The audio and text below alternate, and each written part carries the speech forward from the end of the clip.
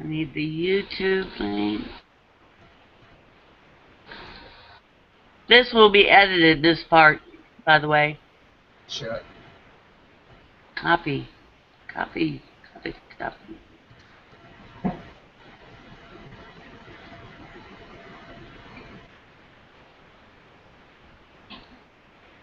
There we go. I'm going to minimize you real quick.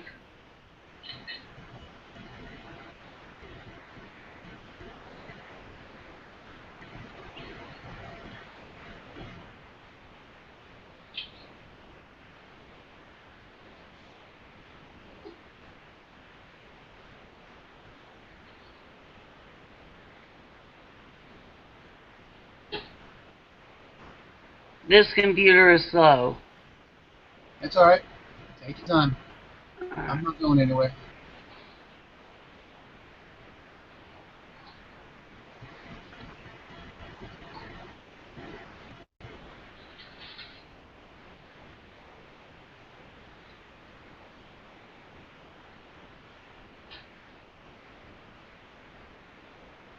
I've got to log out of my boyfriend's account and log into my account so I can paste the link. Come on, log out. There we go. Do I have 30 seconds?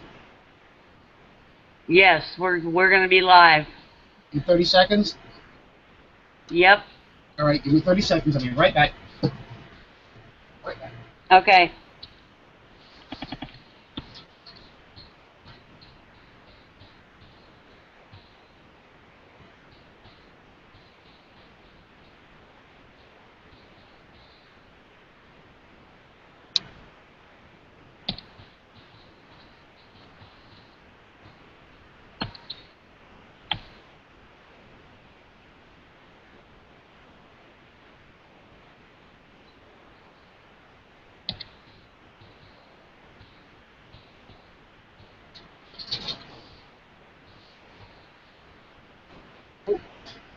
I'm back.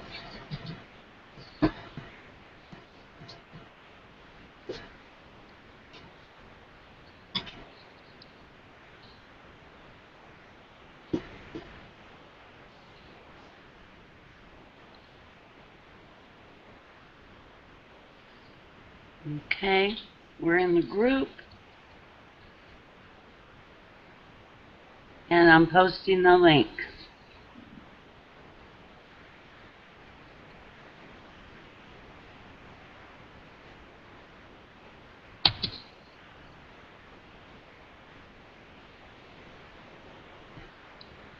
Okay, and we are live. Hello, Excellent. everybody. This is Laura Isley from Believe in Magic Place. Nice to meet you all. I know this is the first time you've seen me live.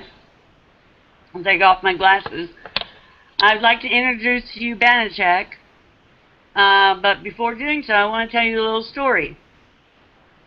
I was pre-med in college, and I went to see a symposium of Banachek live at the school at U of H, and his process, his thought process, changed my whole life.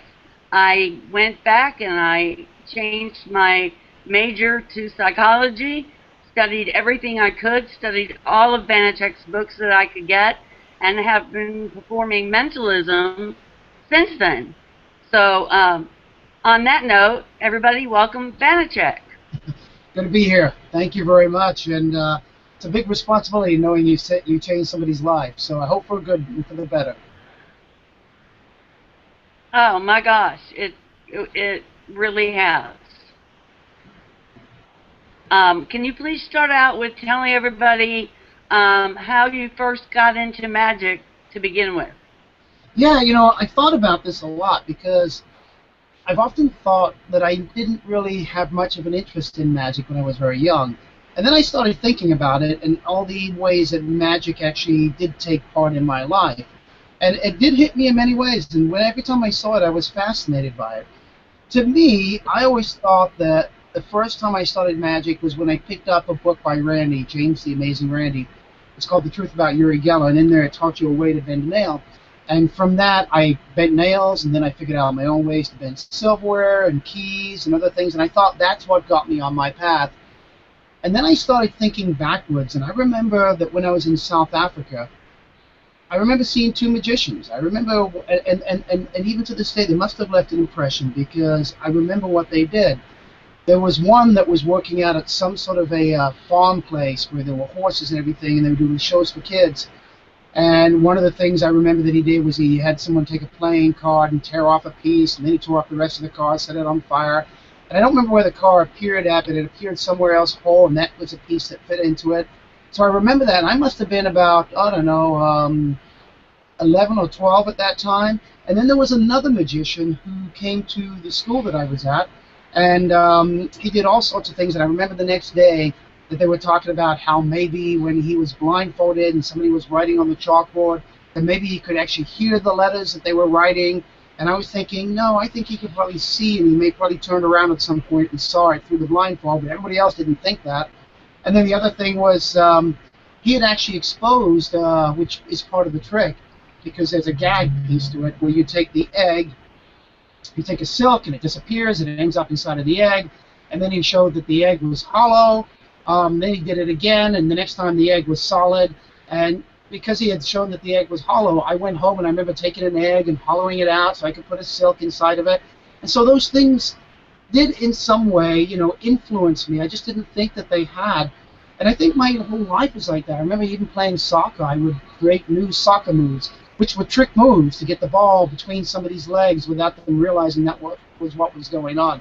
So I was truly influenced along those ways, and I was always fascinated. So I had a propensity to think outside the box, which is what you have to do with magic when you're creating magic. So I'm going to guess that it was at a very young age, but on a conscious age, it was when I picked up that book by the amazing Randy and started to create methods as a result of what I saw in that book. Wow, that's fantastic. Yeah, it's funny how questions. we forget them. No, go ahead. I was going to say, it's funny how these things influences, and we tend to forget them. And when you start really thinking about it, you go, you know what? There was a little bit here, there's a little bit from there, a little bit from there. It was never one thing, I don't think. Yeah, absolutely. Yeah. When I did come over here, after I read the Randy book, I remember I picked up the Henry Hay book, Amateur Magician's Handbook. And whenever somebody says to me, what book do you recommend to people, I recommend that book because it covers all areas of magic. And it's written so well that it's easy for people to understand. When I picked up that book, I remember sitting in a bedroom, tearing a cigarette up and making it solid and doing that over and over and over, and legally buying cigarettes at that age just so I could tear them up and make them appear whole again. And just spending hours and hours working on the things that were in that book alone. Wow. You know, that's a book I don't have, and I have hundreds of books, so it's on my list now. Absolutely, you should get it, yep. I recommend it to everybody. I recommend it to people that are amateurs, people just starting out, and people that are already professionals. You'll find something in there for you. Okay, that's great. It sounds great. You know, I have books that I go over again and again and again, and every time I go through them, I find something different. Sure you do. Yeah. You know, I do that. You'll read something, and years later you'll read it again. You go, oh my God, I didn't realize that. I hear that a lot about my book, Psychological Subtleties. People sometimes would read it the first time and go, you know what, I got some things out of it, but I wasn't quite sure about it until I started performing, and then I came back and I read it again, and I've made pages of notes of things that I can change, how I can enhance, and how I can use these techniques to help influence my routines to go in a better direction. Yeah, well, your first one has so many page, what do you call them, duct? Yeah. You know, where I've got pages tipped and tipped and tipped It's over and over again. Yeah. You know, I practically memorized that book. A lot of those things it's almost like Russian dolls in a way. When you open up the one, there's a Russian doll, but then when you look a little bit closer, there's something else and something else. I like to think of it as sort of the Monty Python of mentalism books. If you want to watch a Monty Python movie, you know, when you watch it the second time, you see little things happening in the background that are based upon other things that are happening in the movie that you missed the first time. So, yeah. Yeah, I've done that with Monty Python movies. Yep. And you know what I'm talking about. Yep, that's great. Well, I have a question from, let's see, let me put my little glasses on here, folks. I'm hoping I'm pronouncing this right. It's Herberto, and it says, what are your thoughts on the psychic approach versus the psychological approach of mentalism? Yeah, that's an open-ended question. Not sure what exactly, because it can be taken two ways.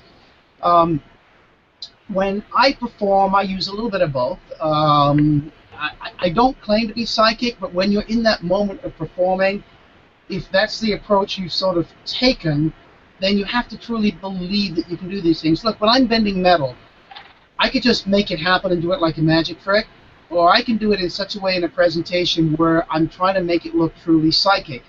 And a good mental effect isn't good unless it looks like you have some sort of ability, whether it's psychological or whether it's psychic. So you truly have to believe that you have that ability when you're in that moment. I think both are equally as good. It's the issue of a disclaimer that sets you apart later on. So there's nothing wrong with doing it as And what type of disclaimer do you recommend? I don't recommend either one to anybody. It has to be based upon your own personality, who and what you are as an individual. If you're taking your 5 known sense to create the illusion of a sixth sense, right, then you're creating an illusion of a sixth sense, and that's an Ed Rutledge line. But you're trying to make it look like a sixth sense, and a sixth sense would be sort of a psychic sense. So as you're performing it, you have to look and show the process of what you're doing as if you're a psychic, whether it's touching the person, whether it's just looking into their eyes, whether it's looking up in the same direction every single time, whether it's saying from a psychological approach, do me a favor, look at my right hand, look at my right, now look at my left hand, go ahead, look, okay, good. And it's almost as if you've influenced and you've got something, even though you've got nothing out of that at all, but it's showing a process to the audience. I mean, even Gala does the whole bend, bend, bend, this whole thing with a hand, bend, bend, bend, and projecting that energy out. You're seeing that happen. It's a process that's going on. So I think you can do either one. I do think on either one from a psychological aspect or even from a psychic aspect, personally, for me, I can't tell people what to do, but I think that to your audience, you owe a disclaimer, because a lie is a lie is a lie. If you're going to say everything is psychological that you do, and it's not, you're using tricks, that's a lie. If you're going to say everything you do is psychic in nature, that's a lie. If you say that everything you do is NLP, that's going to be a lie. So I think you have to put that disclaimer so that you're not leading people into a life or down a path. Look, you said it yourself. You saw me perform, and I changed your major. I had that kind of an influence through my performance alone. So you're living proof of how we as performers do influence our audiences. I've said this time and time again, and I hate to say it again because I know we're trying to go in different directions, but I feel like I have to say it here. I know there are people that are going to come to my show, and they're going to believe no matter what I say, what I do, they're going to believe. They already pro-biased to believing. I know there's going to be skeptics, and they're pro-biased to being skeptical. They're not going to believe no matter what they see. I mean, I could do something truly psychic, and they still wouldn't believe.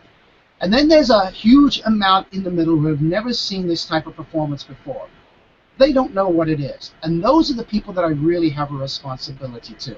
It's those people. I'm not going to influence those other people in any way, but I don't want to change the lives of these other people in a negative way and set them up for failure. I don't want to tell them that it's all NLP and then go out taking NLP classes and finding out they can't do anything that I do. I don't want them to think that it's all psychic, so they think, oh, okay, yeah, this has to be real. I've seen it here myself, so now I can go see any psychic, and those psychics are going to be real. So I feel a responsibility to remind entertainment. Most magicians will say, well, that's ridiculous. When you're doing it, they should know that it's entertainment. Well, no, they don't. I'm the authoritative figure there. If I was doing a play, it's all about context. I'm doing Shakespeare. Yeah, I'm not going to stop in the middle and say, ladies and gentlemen, I'm not really Macbeth. Of course not. You see the way I dress, you see the way I'm acting, you can see that it's a play. But when they see me on stage doing things that they cannot explain, I become the It can authoritative change figure. people's lives. I'm an example of that completely. Exactly right. So I need to remind them that, hey, even though I'm playing the part of a psychological mentalist here, I'm playing that part of a psychological mentalist. You can't go out and learn to do all these things. Now, having said that, yes, I do have effects that rely solely upon psychology, purely upon psychology, but those are rare. I use a lot of psychology in my show all the way through it. I use verbal, nonverbal communication all the way through my show to enhance what I already have. But I've always got that trick in the end. It's kind of like when you're doing a Q&A routine, question and answer routine, which is where basically shouldn't be called Q&A anyway, because most of them you're just regurgitating information you already have. But for lack of a better term, we call it Q&A right now. It's what we've labeled it as. So when I'm doing that, I've got information that I've stolen some way, somehow ahead of time. I've got it. Or maybe I'm getting it live right then and there, but I know it's good, solid information. I know the name of their dog is Nancy. So I might take a chance in the middle of that and throw some other information in there, like, okay, you got a dog, but before that you had another dog, and I believe it was a black dog that you had before that, and they might say no, they might say they didn't have a dog. Then I can come back and say, yeah, but the dog, you know what, maybe I'm getting confused. You have a dog right now, and you're wondering if I can tell you what that dog's name. The dog's name is Nancy, isn't it? And I'll play it up more than that. But the fact that I come out with that dog's name is Nancy, they forget all the other information. However, if that other information hits, I've created a miracle, because it's not something they've written down. And if it hits, I can say, and you didn't even write that down, that was just in the back of your subconscious. So I've created a miracle. But if it doesn't hit, because I've got information I can hit them hard with, they forget all that other stuff. So I take those kind of chances in my show. I'm sorry, went off on a tangent, I don't even know what I was talking about. Well, you know, this kind of leads into your Alpha project, or Project Alpha, Sure. at Washington University. Yep. Can you tell people about that? Yes, I can. Early 1980s, myself and another kid convinced scientists for 4 years that we could actually bend and move objects with our mind, amongst other abilities that we had. You've got to take it back to those times. People always want to look in these times and say, oh, it'd be wrong to do this, wrong to do that. So you've got to go back to those times and the temperament of those times. At the temperament of those times, we had the Cold War going on. We had Russia putting out disinformation about psychics. You had the U.S. that was trying to do some investigation into those type of things. A lot of money was being spent. Uri Geller all of a sudden came to fame at that particular time, saying he could bend metal with his mind. You had parapsychology was just, it was flourishing with parapsychologists left and right. And the contention had been from them that there was no evidence of ESP under controlled conditions because of lack of funding. It was our contention that it had nothing to do with funding. It simply had to do with their pro-biased opinion. In other words, they believed going in, so they were documenting their own belief system rather than using proper science.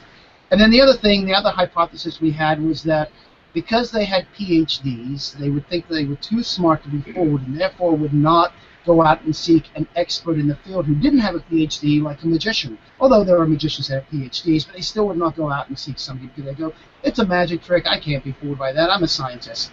And even the parapsychologist, Trevor Finch, who was a well-known parapsychologist at the time, he had said, look, if you think you can fool us, go ahead and send a magician in. So what we were doing was quite on par and on line with what the parapsychologist had said we could do. So Washington University was given $500,000, which was a lot of money when you think about it back in those days, in the 1980s, to study PKMB, which is short for psychokinetic metal bending. And out of 300 people, myself and another kid by the name of Mike Edwards went in. And out of the 300 people, that we were the ones that convinced them we were genuine. And Mike had already written to Randy, and I let Randy know I had been accepted. I'd already talked to Randy about possibility of this coming up, that I would love to do this with him. And for 4 years we went in, convinced them we were genuine, and then after those 4 years we came out and said everything we had done was an illusion.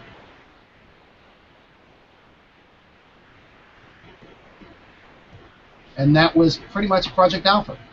So, I mean, there's a lot more detail to talk about those, but that's basically what Project Alpha was. Yeah, Randy just had his movie come out, The Honest Lie, which is a really interesting movie, and there's a really nice segment in there about Project Alpha. And as a result, I've heard that there's a major, well, I know for a fact, there's a major Hollywood director creme de la creme, who is in the process.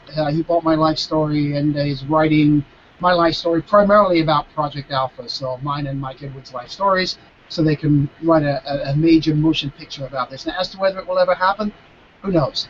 But, hopefully it will. I'm going to guess a couple more. That just amazes me. That amazes me completely. Well, we could sit here and say that the scientists were foolish and that was the climate at the time. It was all over the place. There were being books written about it. There were other scientists and parapsychologists that were saying this was genuine. So it was easy to fall within that realm to believe in those kind of things at that time. Some people will say that fooling the parapsychologists in the name of science was wrong and unethical. And when they tell me that, I say, yeah, but what was it? Somebody else would have gone in and claimed to be psychic and gotten away with it, and they would have said they were genuine. The parapsychologists, had they used proper science from the very beginning, we would not have been able to get away with what we got away with. It would have been shut down right then and there. So in some ways, the parapsychologists were in the wrong by not using proper science, because the money was given to them by people that thought they were going to be using proper science. Okay, I have a question for you from Peter, and Peter would like to know if you have any advice for people starting out in mentalism. Yeah, I've kind of given this advice before too, because it's, a lot of those people say that. I think one of the things I'm going to try to say this a little bit different, I think, this time, just to make it a little fresh. And maybe something I haven't said before.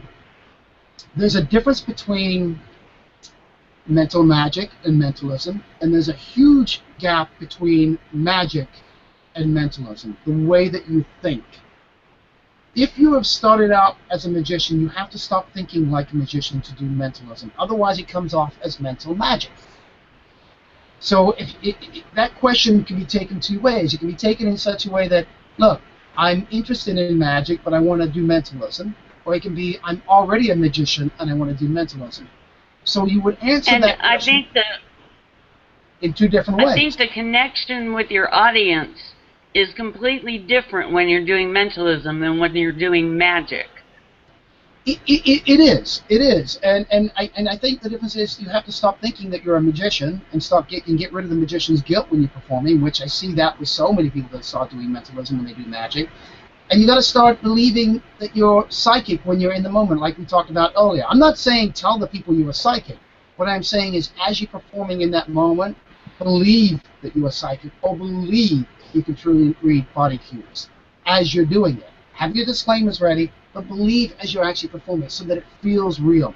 A good magic trick isn't a good magic trick unless it seems real. If it seems real, then it's good magic. When somebody says, man, that has to be real, that's a huge compliment. That's a huge compliment, and it means your magic is good. The problem with a lot of mental magic, and I used to think that it was the props. I used to think, oh, it was the props that you use or the routine that you're doing, but I don't think that's the case. I think the difference between mental magic and pure mentalism is always the performer. Look at Darren Brown. Did a fantastic effect with a dollhouse illusion. What could be more magical than that? And yet he was able to turn this, by thinking about it and working around it, he was able to turn it into one of the most beautiful pieces of mentalism. And it felt real. It didn't feel like a magic trick. So if you're starting out in mentalism, let's go back to that question again, because I've kind of gone all over the place, because I've prefaced it with all of this. If you're starting out with mentalism, I think you're better off looking at the psychics and what they've done before, how they acted. How did Uri Geller act? How did all these other psychics that we see out there, how do they act? How did they do? And I'm not talking about the person actually reads your palms or something like that. That's something completely different. And to me, that's not that entertaining on stage. You want to look at the people that did things that we probably know are more than likely tricks. Look at those psychics. Look at Heydrich. Look at those kind of people and go from there. And then take a look at the evangelists. They are the most fantastic. Evangelists. Don't look at other magicians performing on stage. Don't look at what they're doing. Go tune in to an evangelist. And even if you've got to turn the sound off, watch them. And even with the sound off, you'll see the highs, you'll see the lows. And then listen to them, and you'll get those highs or these lows. They take people on an emotional journey. They connect with the people in the audience by what they say, what they do, how they look, how they move, and the emotion that they're putting out themselves. And if you can emulate that on stage, you become a strong character on stage. You don't even have to do much. Most of it could just be talk with a few mental effects in there, and you are going to be freaking entertaining by doing so. That is awesome advice. I have never thought of studying evangelists. They're the best. They're the best. Think about it. They get people crying. They can just blow on somebody. Yeah. So set up that they fall over. Take a look at game show hosts. You know how they get people going and excited in the audience. You know, it's just those are the people you need to be watching, not other performers. If you watch other performers, you're going to start emulating other performers, and you will never become right. You're going to start doing as they do, and then you lose your originality. You lose who you are. That's exactly right. You know, Kreskin was really good at this. He stayed away from magicians forever and ever and ever. Now, did he copy Dunninger in the early days and Paul Garb? Absolutely. His show was a combination of those two acts. It was basically Dunninger's act, and it was Paul Garb's act put together to create a show. But he found himself through the years. He had his own character, you know, the handshake, the nervousness that he has. Kreskin was always Kreskin. You could tell Kreskin, you knew he was different, even if you thought he was odd, even if you made fun of it. You were talking about Kreskin back in the day. You know, I studied Tony Robbins a lot. Tony's good at it. Somebody like Benny Hinn, I've never thought of, you know, actually studying, but he'd be a great example. I mean, Tony Robbins, if you watch him, comes on. He's a fantastic motivator, but in many ways, he's an evangelist. If you watch him to motivate, most motivators are the best motivators. They are basically evangelizing up there. They're just not talking about God. Yeah, exactly. Exactly. I totally agree with that. I wanted to ask you, the main Bibles, so they say, of mentalism are Psychological Subtleties, Corinda's 13 Steps, and Anneman's Practical Mental Magic. What other books than those do you recommend to people? You recommended one by The Amazing Randy, but what other books do you recommend for new people starting out in mentalism to study? I wish I could turn this around right now. I can't because it's a big screen and show you my library. I have thousands of books in here, and I've read every single one of them. People walk into my library, they go, "You read all those?" I'm like, "Yep, I read them all the time." And you know, you get the fundamentals from those books, and I think what you need to do is, I mean, I could start naming some books. You know, Mind, Myth, and Magic comes to mind. As anything that Max Maven's put out comes to mind. And I can go down a list. Bob Cassidy stuff is just if you get Bob Cassidy, absolutely. If you get any Cassidy's hardcover books, the biggest problem with Cassidy books, if I had to give any complaint at all, is that like in his books that have been put out by H&R and others, there's so much information that you truly do have to go back and read it time and time again. What you need to do is read it in segments to absorb all that information, because if you just go through it, it's like watching 20 card tricks in a row. You kind of glaze over after a while. Yeah. You lose so much good information. Cassidy is a performer who's been out there, he's been in the trenches and done it time and time again. Doc Hilford stuff, you know, Doc is one of those that's been in the trenches and been out there time and time again. But I would say once you have the Craig Browning. Yeah, once you have the fundamentals, once you have that, you almost don't need anything else. You don't need those other books. Those other books are fun to read, but the more books I get, I rarely, even though I might love something and might try to put it in my show or something like that, I rarely keep them in there because I have the basic structure of my show, the way that the show works. You need originality. You need to start finding yourself in those things, and you need to start creating yourself. Now, that's not for everybody. Not everybody's a creator. But from those books alone, you can put a good show together. This is the problem. Well, we have people that present their shows as a psychic. We have people that present their shows in all kinds of ways. I present my show as a universal awakening type thing. I want to broaden your thought aspects with my show. Right. But we have people that redefine themselves so many times, and I think that if you have something that works, stick with it. Look, this is the problem that you will find, and this can go back to giving advice to the young people starting out. Don't try to do everything, and don't keep changing your act constantly because something didn't quite work. Stay with that one thing and try to make it work. Now, don't beat your head against the wall. That's like you're insane constantly. If it's really bad, don't. If it's a bad effect, it's a bad effect. But this is the great thing of people like Criss Angel, Penn and Teller, and people of those ilk, is I've seen them do something. I'll give Penn and Teller as an example. I'm not going to say why, but I've seen them do things that I didn't like in the beginning. But they know their character, they knew who they are so well that they knew there was a germ of an idea there. And they just kept working at it and working at it and working at it to where some of the pieces are now my favorite pieces. Same with Criss Angel. My favorite pieces where in the beginning they weren't. The best performers out there in the mentalism business have been those who don't have a huge repertoire. Well, that's not exactly true, I guess, because there are some that have a huge repertoire now. But there have been people that have made a very decent living, and they've done basically the same 5 tricks their entire life.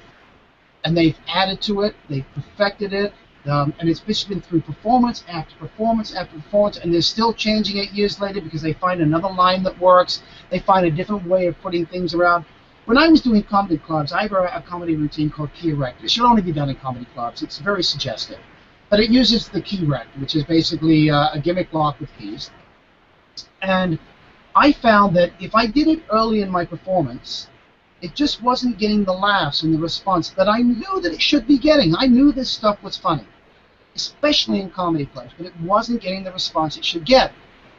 So I ended up at one show, I moved it later in the show. I moved it after I'd been reading people's minds, after I'd done my question and answer, at the point where people have just given up trying to figure stuff out. I've already blown them away. And because I moved it later on, it works. It got the laughs it was supposed to get because people weren't trying to figure out how to do it anymore. They'd given up and they could just enjoy it. Whereas if you put it earlier, they're starting to wonder about the locks, they're starting to wonder about the keys, they're still thinking in their mind, how could this be done? But later on in the show, they gave up. And that was just simply me taking something from one part of the show and putting it later. It didn't work at the beginning. I could have thrown it away, so I need to find something else, but I didn't. I put it in a different place in my show. And you'll only find that out by doing your shows over and over and over again and working at something. We all have a Grandpa Charlie who does one good trick, or an Uncle Charlie or something like that, who does one good trick and does it very, very well. And it's the life of the party. He does it, and it just seems so amazing when he does it. And yet anybody else can do that trick, and it comes off as a cheesy little trick. But because it's the one thing that he does, he does it well.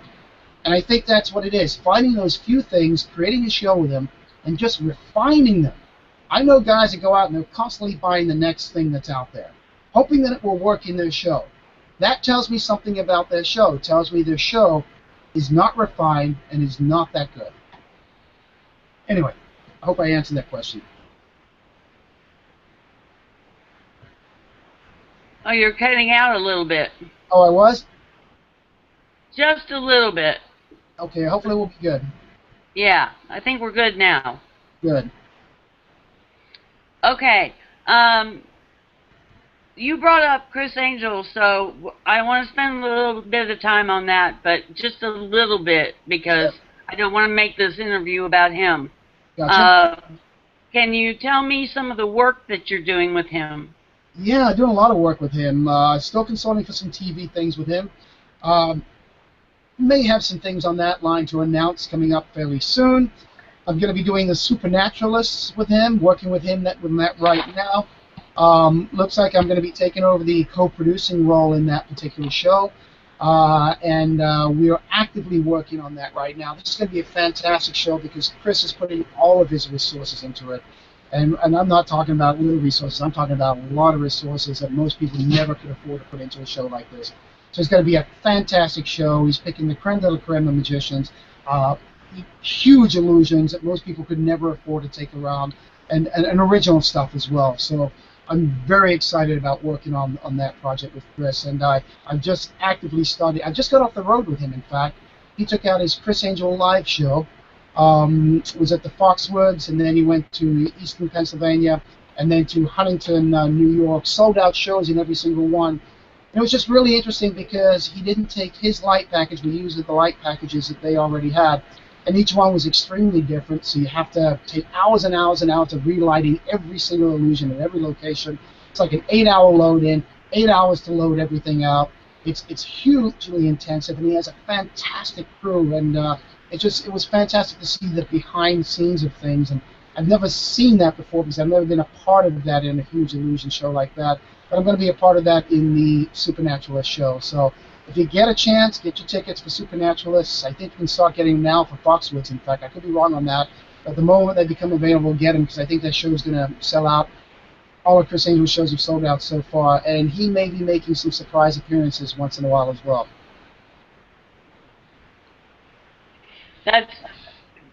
Let me ask you one question about Criss Angel.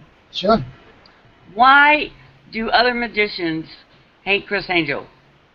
I mean, I know that that's very matter-of-fact question, yep. But it's so prevalent in the society of magicians.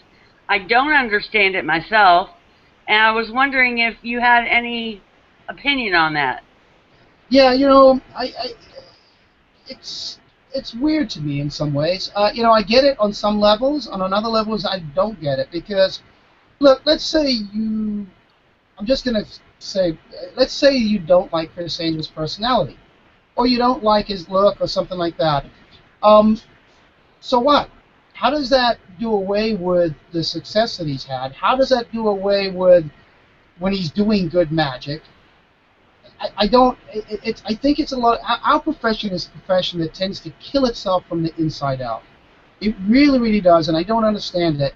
You know, if you don't like Criss Angel, that's one thing as a magician, but to go out in public and start bashing and everything, what you're doing is bashing magic.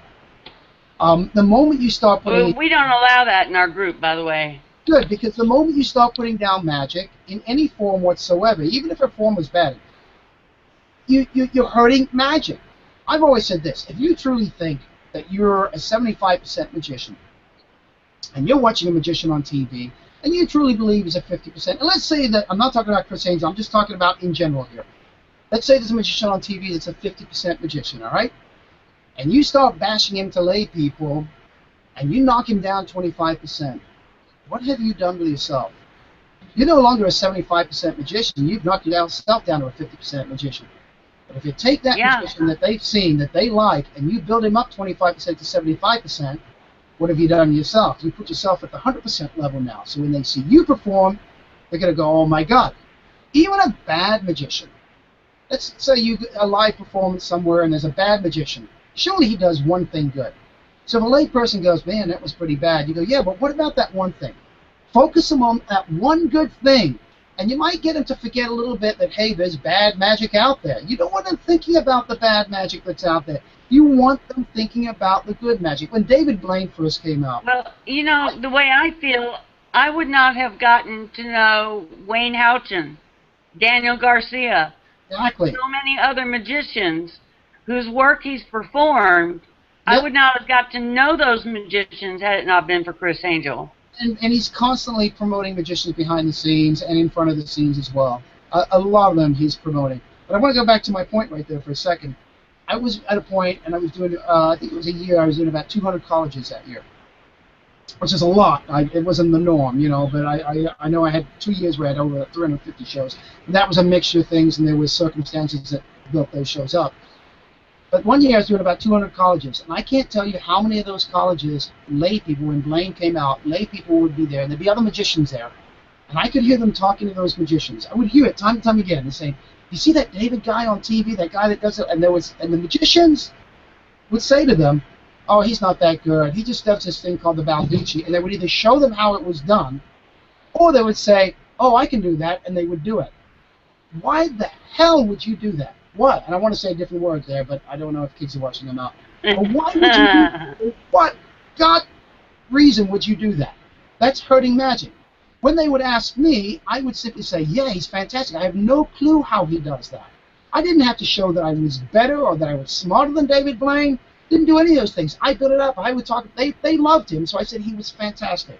I have no clue how. Of course, I knew how to do it, but I'd say I have no clue how he's doing. Then I would do my show, and after the show, they would say, you know what, you're just as good. You should have your own show. If you want to promote magic, do better magic. Don't do magic that other people. There's so many bad habits that magicians have. They come to shows and they'll be doing card tricks right there, sitting, or right outside in the lobby. I would never do. People ask me to do tricks when they say, Banachek, could you do something for them? I go, you know what? I'm sorry. I would love to, but this is not the right place. We're here to see so and so. He does a fantastic, and I would build up the performance that we're about to see. That performance there, that theater is not about me. It's about him. Not about me at all. And I see, I've got a list of all these bad habits that magicians do, and why we shouldn't do these. These are rules and things that we should not do. And I actually have it. I think it's on my somewhere. It's probably on my Facebook at Banachek, or it's at the Banachek.com website as well. Anyway, so I'm sorry, I was going off on a tangent there. This stuff just... No, absolutely. Yeah. I agree completely. I mean, I discovered Jeff McBride through that show. Yep. I have every episode. There are so many different effects that he performed that I went, I've got to learn that. You know what's amazing is I see them complaining about certain effects. But did they realize that he did over 100 episodes of magic, and how much magic is there, and how much of it is good? And I'll be honest with you, so many times when people say that he's using a stooge, he's not. He's not. And they'll say sometimes it's because of the reactions. Well, first of all, I don't want to go into too much about the things that we do, because otherwise all the other people will be adopting it as well. So that's always the hard part for me, because I want to correct and say, no, this is what we did, and this is why you thought he was using a stooge. Because that person had a trick watch, you thought they were a stooge. No, they weren't. You don't know the process we went through to convince that person that that watch was his own watch, and he truly believes that it is, and those type of things, and or about how we pump the people up, telling them that it's, this is TV. If we don't get a reaction from you, we won't be able to use it. We'll be taping it with other people. So go over the top if you have to. If you don't think it's good, you don't have to do anything. But if you think it's good, you have to show it on the television. If afterwards you say, wow, that was the most effing amazing thing I've ever seen, that doesn't do us any good. And if you use the F word on camera, that's fantastic. I'm not telling you to use it, but if you do, that would be fantastic. We can beep it out. Make some good TV. So these people do act over the top because they do want to be on TV. Doesn't mean they're not amazed by what they've seen. And in every situation that I was taping there, I guarantee you there was at least a group of people who were amazed by what was going on. And if there were people in situations that could see how it was done, it was our people, which is no different than when you have dancers on stage or your assistants on stage. When you're levitating somebody up there, those assistants, those dancers on stage don't go, hey people, look, I can see the string because I'm behind it. No, they don't. You wouldn't expect them to. But do it out on the street and put your people in the back and immediately say, oh, he's using stooges. It's a weird place for me to talk about, because I don't want to give away the methods of things that we're able to do to convince these people, but at the same time, I almost want to defend when people say that he's constantly using stooges. And what about the thousands of beautiful pieces of mentalism and magic that's been on the shows? Why don't they talk about those things? They just don't freaking talk about it. They're so busy wanting to deal with the negative. Stop dealing with the negative, folks. Even if you think something was done a certain way, focus on the positive. What about these other things? Positive. Look at the positive aspect. Look how he's promoting magic. Look, you can take a look out there. You can see the style of magicians trying to be like Criss Angel. That tells you he's brought a lot of people to magic. He's kept magic cool. And that's... You can tell by the way some people dress. Yeah, exactly right. Exactly right. And it's funny, a lot of people will dress and look exactly like him, and yet they want to bash him at the same time. And that's the ones that I really don't understand. So I'm more about trying to really talk about the positive of what people are doing. I know I do talk about the bad habits of magicians, and that's a negative thing, but I'm trying to get people to do the positive thing within our profession. Well, Think the what process. is the difference between television magic and stage magic? Because, you know, if you're going to have a camera crew Mm-hmm. around a group of people, of course the reaction is going to be bigger.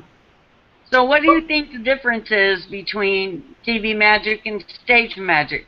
Multiple things. I think quite a few magicians want to stay with the old style where you just perform, you're producing the doves and things and like that, like a standard magician.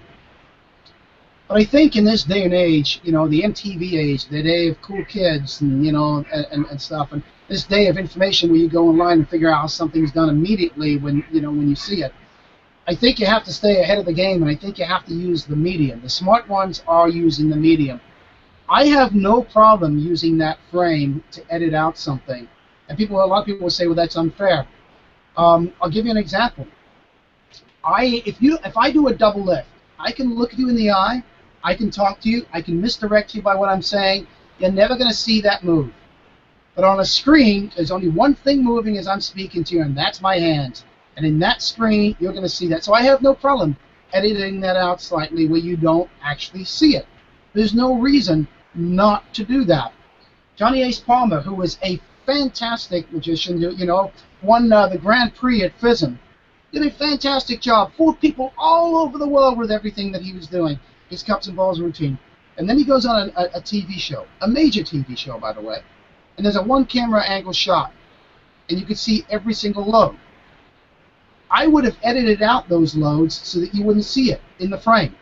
There's no reason to see it. And magicians would say, oh, the loads weren't there. They couldn't be there at that particular time. So I would have edited those loads out at that particular moment. Hey, hon, sorry, my wife just walked in. So, but I would have edited those out. Hi, So, Heidi. somebody said hi to you. Hi. So I would have edited those loads out.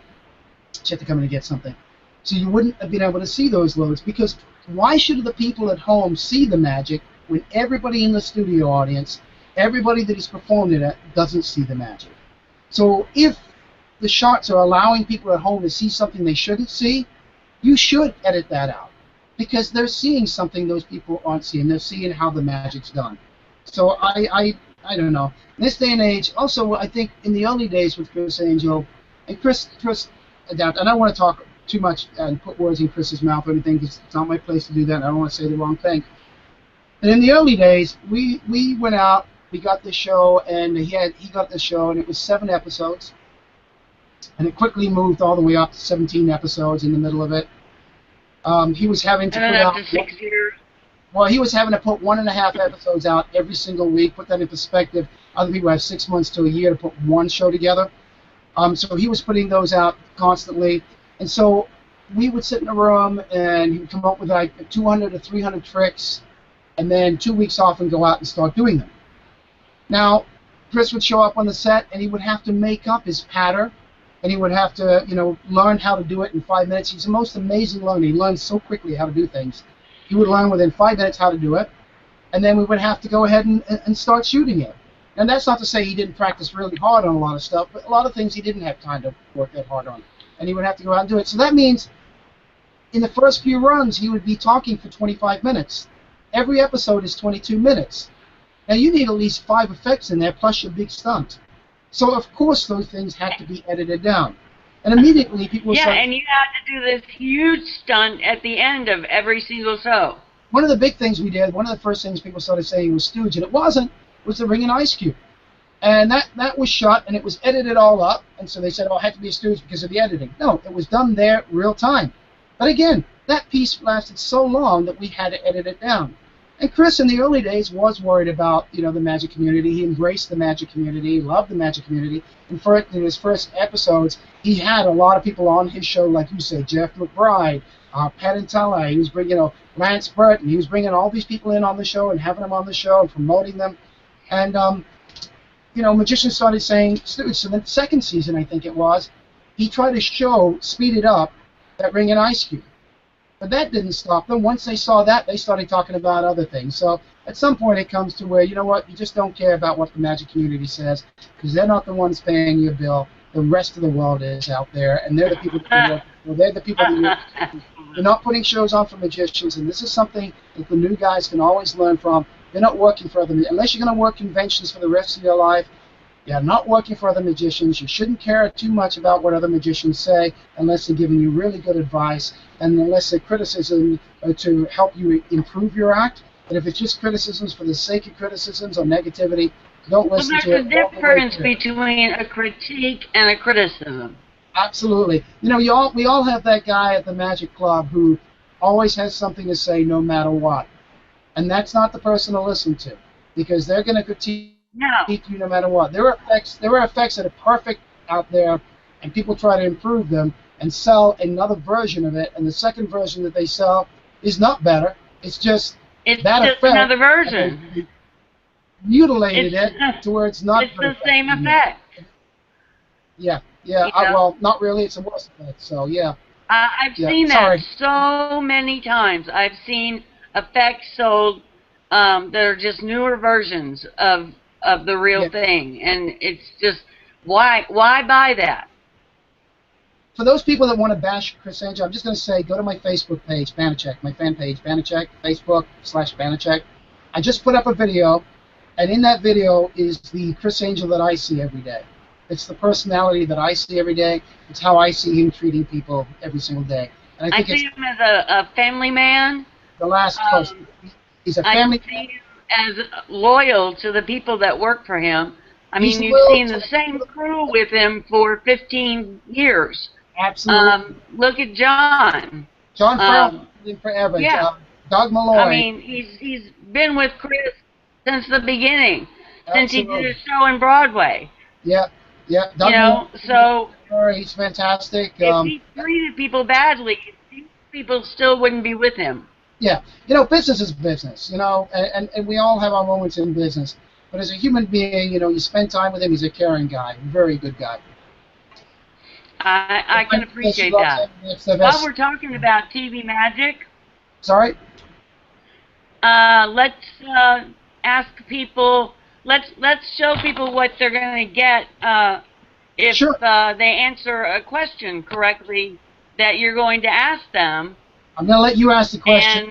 And I want you guys to all email your answers to this question to question@believeinmagicplace.com. Got it. So what we got is... let's see what they're going to get. Looks backwards on my screen right now. Hopefully it's the right way for you, but it's a Banachek's Pro Band Writer. And what it comes with is, this is a secret writing device. It comes with a mini booklet, which is chock full of effects and way to take care of your writer. Comes with a grease pen, which will allow you to look like you're writing secretly in marker, and also comes with the writer itself, which is in a protective container. So, and retail value is right at $40. So, yeah. And the question, I guess, the answer, do you have it, or would you like me to give it? Go ahead and ask it. All right. So I performed the very first Buried Alive on a TV show. It was called In Search of Houdini. And I think that was 1978. And I want to know the name of the person who hosted that show. And I'm not talking about hosted the show. Hosted the show. Not the person that hosted my segment, but it hosted the entire show. All right. Okay. We want to know the person that hosted the entire show, and you'll get your amazing packet by Banachek. Absolutely. So remember to send that to contest@believeinmagicplace.com. That's where you send your answers. Okay. We have some more questions that I'd like to get to. How do you feel about corporate magic? Oh, you know, corporate mentalism, to be exact, is what Sam asked.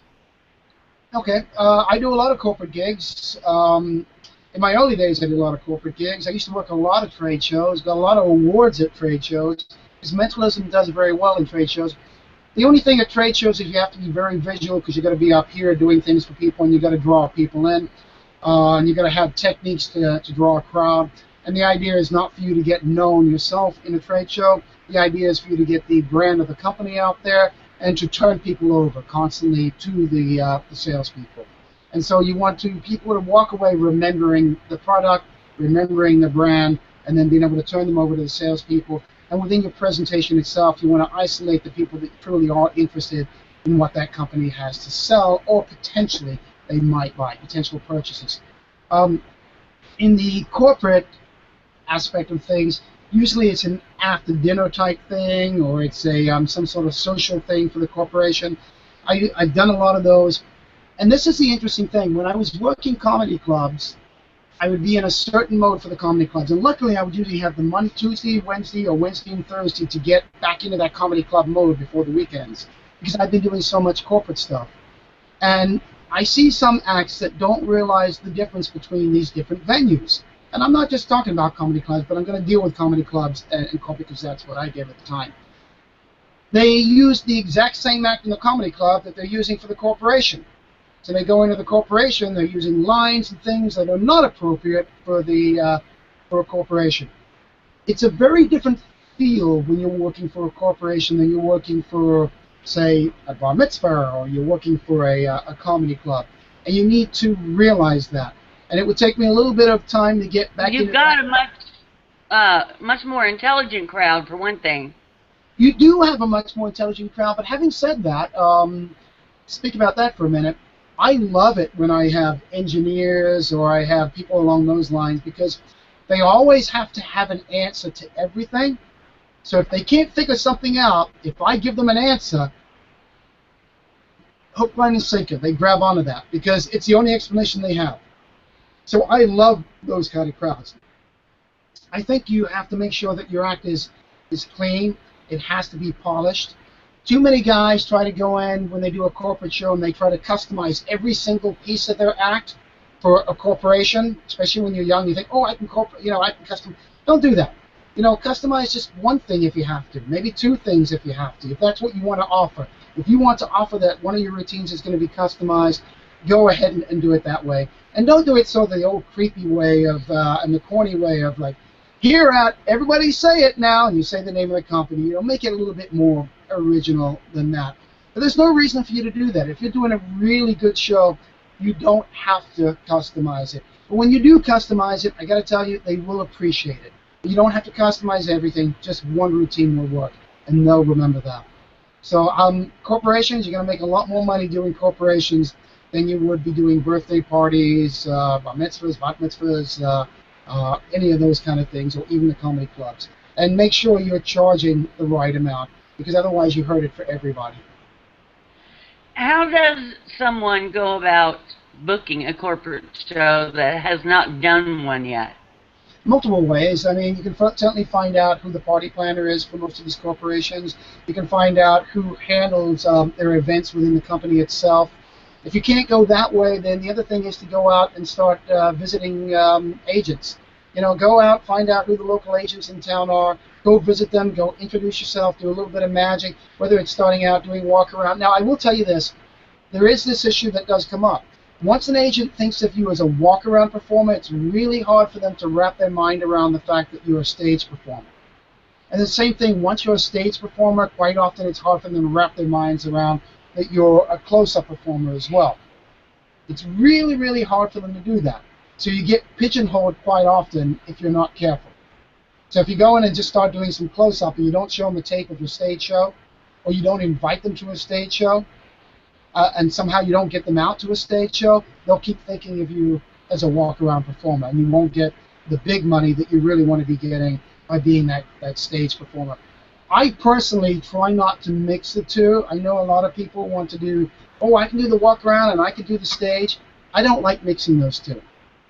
If I'm going to do any walk-around, it would be after my stage show if I do mix the two, and not prior to my stage show, because then they feel like they're getting to know me, this great performer. But I want the mystique of this big performer who's up on stage, not of this guy who's just doing a bunch of, oh, that's the guy that was here earlier that got up on stage. I want them to see it as a big spectacle. At least I want them to see that aspect of me first. And then later on, it's more like socializing with the people rather than just being a walk-around guy. The other thing that you can do is you can go out to all your hotels, find out who the banquet manager is, invite them out to lunch, invite them out to dinner. Invite a local newspaper reporter out to dinner or lunch. You know, they all have to eat. Sell yourself. Exactly. Go out and say, look, you know, what I used to do is sometimes when I would go in and sell trade shows, I'd simply say, look, all I want is 5 minutes of your time. That's all. I won't take any more of that. If you don't want to talk to me after 5 minutes, you don't have to. And then I'd come in and I'd start talking to them and everything. And they would want me to stick around. And I'd do one trick right at that 5 minute point, and then they'd be bringing more people in. They'd be keeping me around. They'd be selling me to themselves, and they were selling me to the rest of their clients. That make sense? You know, I think also a good press kit goes a long way. People think that they should just have a website. Yep. Yeah, no. And, you know, and that's it. But I think a good press kit in a nice folder says a lot about yourself.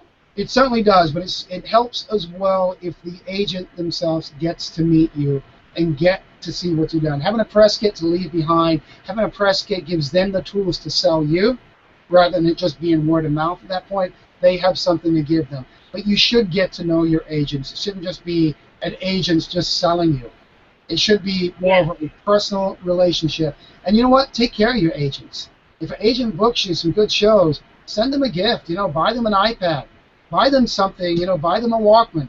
Those things will go a long way. They'll remember you. Buy them a hard drive. You know, with an agent. Buy them a hard drive that they can put stuff on that has your initials or your name or your website on it. Give them something, a cup that they look at every day on their desk. Those things help. That's a good idea, to give them something that they can look at every day on their desk. You know, you may has your name on it.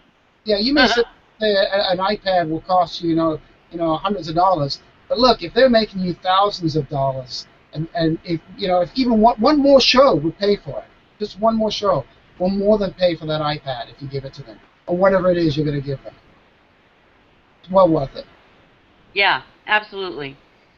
What is your advice on doing like a prediction event? The word's escaping me now. A promotional event. Like a headline prediction? I'm sorry? Saying like a headline prediction? Yes, like a headline prediction on a radio show, yep. Or on your local TV news show. Something of that type. Or yep. What type of effect do you think is best in promoting yourself on that level? Yeah, if you go online and take a look, you can find a videotape of me predicting for the Toronto Film Festival. I've done so many film festivals in my head now. At the Illuminato Festival up in Toronto, which, by the way, everybody that put that on was just absolute. Ben was fantastic. I mean, everybody that was part of that was fantastic. And went very well for me.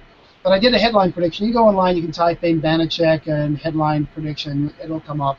Probably the Toronto one will come up. And I did a little drawing of the front page of the newspaper with the ads and what was going to be in there. And I'm going to create a little controversy with this. A lot of guys will say you shouldn't do a headline prediction because what if a tragedy happens? You know what? I don't mean this in a bad way. I don't want anything bad to happen to anybody. But if a tragedy happens, that's There's huge. really no escape. That's huge for me. That is huge for me. A lot of guys will say, it's better if you're going to bend a spoon, bend sometimes on a fork. No. That's not what I'm saying. The thing is, when a real tragedy happens, and you may not agree with me with this, and a lot of people won't agree with me, I'm actually happy when that happens. I'm not happy because people got hurt, but because the amount of publicity I'm going to get from, look, when Jean Dixon predicted J.F. Kennedy was going to die, that's what made her and shot her to fame. He wouldn't sit there and say, well, why didn't you tell anybody? Because her answer simply would have been, well, who would have listened to me? I'm a psychic. Nobody would have listened to me. And the same thing. Yeah. If I was to tell somebody that something huge was going to happen tomorrow, like 9/11, God forbid it would ever happen again. But if I was to tell somebody that was going to happen ahead of time, do you really think anybody would have listened to me? Nobody would. I'm sorry about that. This phone is... I'm sorry, but everybody would think you're a quack. But, yeah, do you think anybody... Yeah, they would have thought I was a quack. Nobody would listen to me. There's no way I could have prevented it. But to have been the one to have actually predicted something like that would be huge. would be absolutely huge. Now, having said that, I would find myself in that position of people truly thinking that I'm psychic. But I have my disclaimers, and that's where my issue would come in, of how do I now get around people not thinking that I'm a psychic, because I don't want people to believe that I have those kind of abilities. So then that would come out, and I'd have to find a very interesting way from a publicity standpoint to make sure that people realize that I'm not a psychic. But having something like that just draws more attention to you and your prediction. Why else are you doing a headline prediction? To get publicity. The whole freaking point of doing it is to get publicity. So why would you be afraid of publicity? Even if it's... So if you're going to go on a local television show, if you go down to the studio and you say, I'm going to do something amazing for you on air, you would recommend a good headline prediction over any other effect? I think if it's done well, I wouldn't recommend it over any other effect, but I would recommend it as one of the top effects to do if you're going to do something like that. Absolutely. They'll talk about it, and I'll tell you why. Because it's like when I did the Buried Alive. I thought in my head, what can I do? They called me originally to do a Buried Alive, but how can I set it up in such a way that they're going to talk about me all the time, not be talking about the other entertainers? So I'm interviewed at the beginning of the show. I'm buried at the beginning of the show. They keep coming back after each act to me to see what's going on. And at the end of the show, I come out. So I'm on the entire show. I'm not just a segment of that show now. I'm the entire show. Headline prediction is a lot like that. You get the ceiling of the headline up front, if you do it right. You putting it in there, then signing it, it being put in a safe place. They talk about it during the week. They will talk about it all day the day before you come on. Tomorrow, Banachek's going to be, we're going to open up this box that's right here, yada, yada, yada. It's been on display. If you do it right, you can get the newspapers involved as well, so you've got even more publicity there. And then, after they open it up, you've got them opening it up, you've got the reveal, and then you've got the newspapers on top of that talking about it because it's the headline for their newspaper. So you've got the TV show promoting it, you've got the newspapers promoting it, and they're all promoting it before, during, and after. So I think headline prediction is one of the best things you can actually do if you want to get publicity, yes. Okay, great. Herberto, again, wants to know what your thought on bold methods versus elaborated ones. I'm not sure what he means with that. Well, I think I do. Elaborated, well, I think I do. Let's put it that way. Elaborated always sounds like confusion to me. When you've got to go this direction, that direction, this direction for the method, I like simple. When you've got simple and direct, nothing can go wrong. The thing about bold methods is you have to be comfortable with them. So in your mind, when you do a bold method for the very first time, you just have to commit. You have to commit and believe that you're going to pull this off. Don't have anything in your mind whatsoever that, oops, what if I get caught? You can think of that all the way through up before you present it, before you do it. What if I get caught? What if I get caught? What if I get caught? And when it comes to bold methods, you just have to do it, and you have to believe you can get away with it. And once you've gotten away with it once, you'll get the confidence to continue to do it and be bold, and you'll refine it from that point on. You can't go into doing a bold method and think to yourself that, oh, I might not be able to pull this off. You have to pull a little switch in your head and say, it's going to happen. I'm going to do it. Even in this day and age, I have moments, especially when I'm working for other people, that I have to do things that are extremely bold, that sometimes I would probably never do those things for myself. But I get in that situation, I have to do it, I have to pull it off, and somebody's relying on me, so I pull it off. Now, having said being bold doesn't necessarily mean it's a good method. Quite often, the bold methods are what you rely on when the actual simple good method you have just won't work, or you're in a situation where, you know what, I've just said I can do this. I used to use bold methods all the time because I would never tell people no. Can you do this? Can you do that? Oh, yeah, sure I can. But now that I'm making good money, I have to be more careful about what I say I can and can't do because I can't fail at anything. Or I can fail slightly, but I can't fail a lot. I have to have a big out at the very end to succeed with things. There's a difference between bold and necessarily simple. Because simple doesn't always have to be bold. You know, a peek, if done in the right moment and work it out, isn't necessarily a bold method because you covered it with how you do it. I'm a simple girl. Yeah, I mean, when I do a peek, my peek, I'll have a piece of paper, and I'm not going to actually do the full peek for you. But let's say I got a piece of paper like this. Now, if you got a piece of paper like this, a lot of times the worst moment is when the person is peeking, because they'll be talking to you, and then they're looking at this and say, now, yada, yada, yada, and and you're directing them with your eyes right there. But if I was to say to you, here, let me see if I can. If I was to say to you, now you folded this piece of paper up nice, and I'm looking. You folded this piece of paper up nice and tight, right? And you can't see through here, can you? And I was just peeking right there. But I'm bringing all the attention to the paper, and I'm saying you can't see right through this, can you? I mean, it's completely folded. And I've done my peek. I've looked. I said, let's fold it one more time. You put it in your pocket. So I bring attention to it. Now that's bold because I'm bringing attention to when I'm peeking. But at the same time, I have to bring attention to it to peek, unless I'm putting it in an envelope or something like that, and there's a reason for me to look at that moment. But most people take peeks, and it's the worst possible moment. You see it. You see them looking at it. If you're gonna see, if you have to look at something, have a reason for looking at it. Don't just look at it. It's very obvious when you're looking at something when you're talking to somebody. Yeah, know your peaks. Yeah. That was a big thing for me to learn. Yep. Yep. So It really was. Do we have another question? What are your thoughts on hypnosis and mentalism? I think it has a place. See no problem with it using hypnotic techniques. I'll use pseudo-hypnotic techniques as PK stuff. Ford Cross, who's no like more DR. Sorry. Like Fraser Parker does, like more DR effects. No, I'm not familiar with Fraser Parker. Sorry, I mean not. Oh, I'm sorry. It's like pseudo-mentalism, pseudo-hypnosis. You know, it's just simple little things. I'll use a lot of the pseudo-hypnosis where like the fingers come back together, but more extreme versions of that to make people think I'm doing PK things. I'll add it to PK touches to make them think that somehow there's a force pushing them backwards on their chair, when in reality I'm using nothing more than a pseudo-hypnosis technique where a person falls backwards anyway, but they fall back and sit in their chair. So I'll use those pseudo-techniques for that. But if you're a hypnotist and you're doing those things, I mean, Darren Brown used a lot of that at the very beginning, and people said it was cheating. I don't think that it was. I mean, you use every technique that you have at your fingertips to create this illusion that we're reading minds or controlling people. Yeah.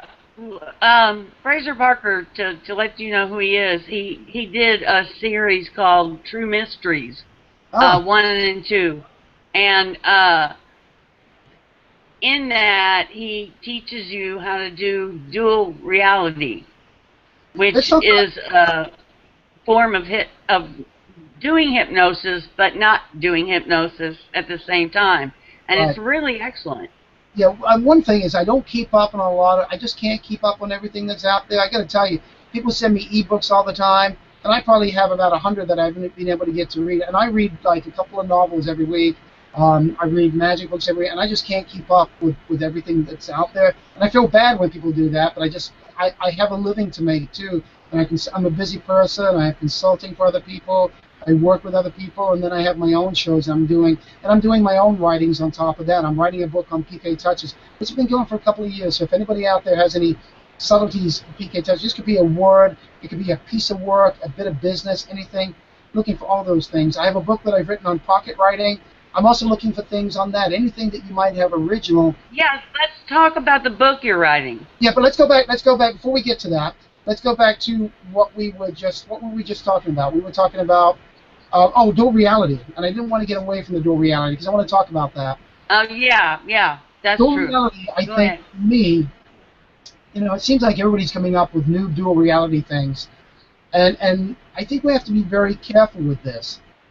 I think dual reality has to be done in such a way that at least for me, that the person coming up on stage is getting an effect as well. Quite often the dual reality, the person on stage is getting no effect. Or it has to be done in such a way that the person on stage doesn't realize that the rest of the audience has got an effect, and it's done in such a way that something bigger comes so they aren't asking them about that. I'll give you an example here of something I do in my own show, which you're gonna get it. I don't think I've given this away before, but I use it in my own show. I have a thing where I do the Dunninger ploy, which Lucha May called it the Dunninger ploy, and I mentioned it in my first book, Psychological Subtleties 1. And it's where when you bring somebody, Dunninger. You get them to tell you something, and then you feed it back into the audience at the show. In Dunninger's way, Dunninger would say, as he'd say, give him a big round of applause, and he'd bring up and say, what's your name? John. Okay. And get him up on stage. At some point, he'd say, I know nothing about you, right? I don't know where you live. I don't know where you're from or anything about you. Is that right? Okay, John, that's your name, right? And he would say it in such a way that he was just re-verifying the person's name to them. And the audience, he would turn and give them a wink, and they would just applaud because he just said you know something about him and he revealed the guy's name. Now, if that guy go back to his seat and the people say, well, how did he know your name? He would say, well, he told me on the way up. But Dunninger had him up there, and it was the first thing he did, so now he would do something amazing with that person, that's what they would be talking about. And that's what I'm talking about. I do a thing where I will whisper, ask a person to give me some information while they come up on stage. Second person gives me some information when they're coming up on stage as the audience is giving a big round of applause. Audience doesn't know I know that information. I sit the two people down. I take them back into a past life with their eyes closed. And during that journey, they're at a birthday party. And I say, I want you to reach out and take out your favorite balloon, you know, at your birthday party. Tell the audience what your favorite color is, that, you know, which one you chose. You're picking out your favorite colored balloon.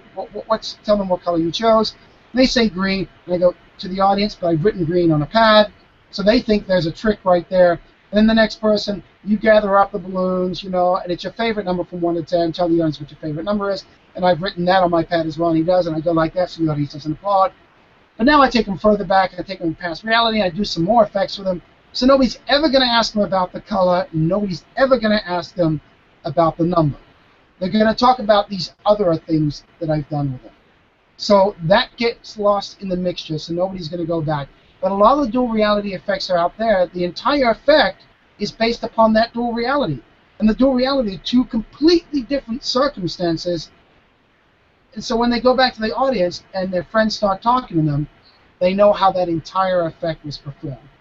So I think using dual reality very carefully. With dual reality, they have to have as much of an experience on stage as the audience is having off stage. And on top of that, it has to be somehow syncing it. You know what? If it's going to be an entire effect based upon reality, that audience may get a better effect, but this person should have the same effect, but maybe on a smaller scale.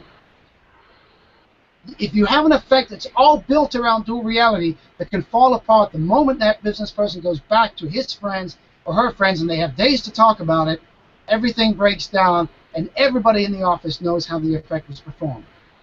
And that's not what you want. Right. You have to think it's very important about how you present dual reality and when you present it and how much of it you present. Yes. So your next question. I totally agree. Your next question was, you remember? Yes. It was tell me about your books that you've got coming out. Yeah.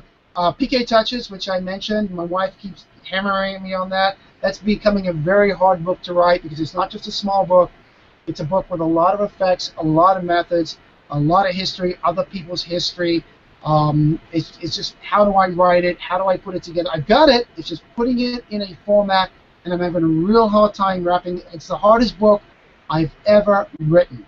I know somebody else is coming out with something on PK Touches. They haven't spoke to me about it, and they felt it's okay to do that because of the Melbourne Christopher book, and I'd like to think that I actually took that, what was in the Melbourne Christopher book, ESP Seers and Psychics, and turned it into something we actually use and promoted it and put it out in the magic, sort of lexicon. But some people argue that and they feel justified putting out their own stuff. But anyway, another tangent. And then I've got the pocket writing book that I've written, which I'm debating whether to do a hardcover or do a softcover book, but it will be a regular book. And I'm very, very proud of that book as well. And pocket writing is something I have used extensively through the years from my early days, and I like pocket writing for multiple reasons. One reason because you can do it surrounded. If you're doing walk around, you don't want to be using a nail writer. You want to be doing pocket writing. But Oh, on top of pocket that, mentalism is the best. yeah, but there are issues with it. Why most people try it and give up right away, and I know what those issues are, and I cover all of those issues in that book. So I'm very proud of that book as well. But I'm excited. I'm trying to work with somebody else who has a book on pocket writing and see if we can come to some sort of agreement where I can include their thinking, because I think their thinking is good on it as well within this book. Because I always want to give people, I don't want to write books just for the sake of writing books. People say, when's your next book coming out? Why aren't you writing another book? And I know people that, even people in business with me say, you need to do another book. I never want to do a book just for the sake of writing a book. I want to write a book because I have something to share. I want to write a book because people will get something out of it. I want to write a book that they're going to walk away and they're going to use that information. And I've given them enough information and all the details and all the subtleties and all the psychology. I'm not just glossing over something. I want something that's worth something to the people out there. And something that has, well, I mean, your books have been worth something to the magic community for 20 years. Yeah, it's not about making money off them. I don't make much money off my books in the long run. Yeah, do they sometimes? Psychological Subtleties is a Bible of mentalism. Well, I thank you. And anybody that wants that, I just have to say I hate selling myself, but you can go to Banachek Products with an S at the end.com to purchase any of that stuff. My Padfolio, I used in my shows for years and years and years, and I refined it and put it out. And even there were times I thought of putting it out, I go, you know what? I want to make sure that it can be used for multiple things. I have multiple ideas.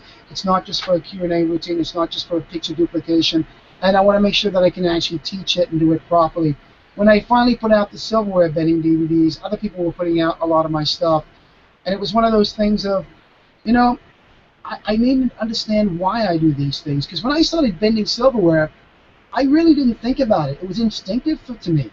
I was working with scientists. I was working off the cuff. People would hand me things to bend, and I would just do it.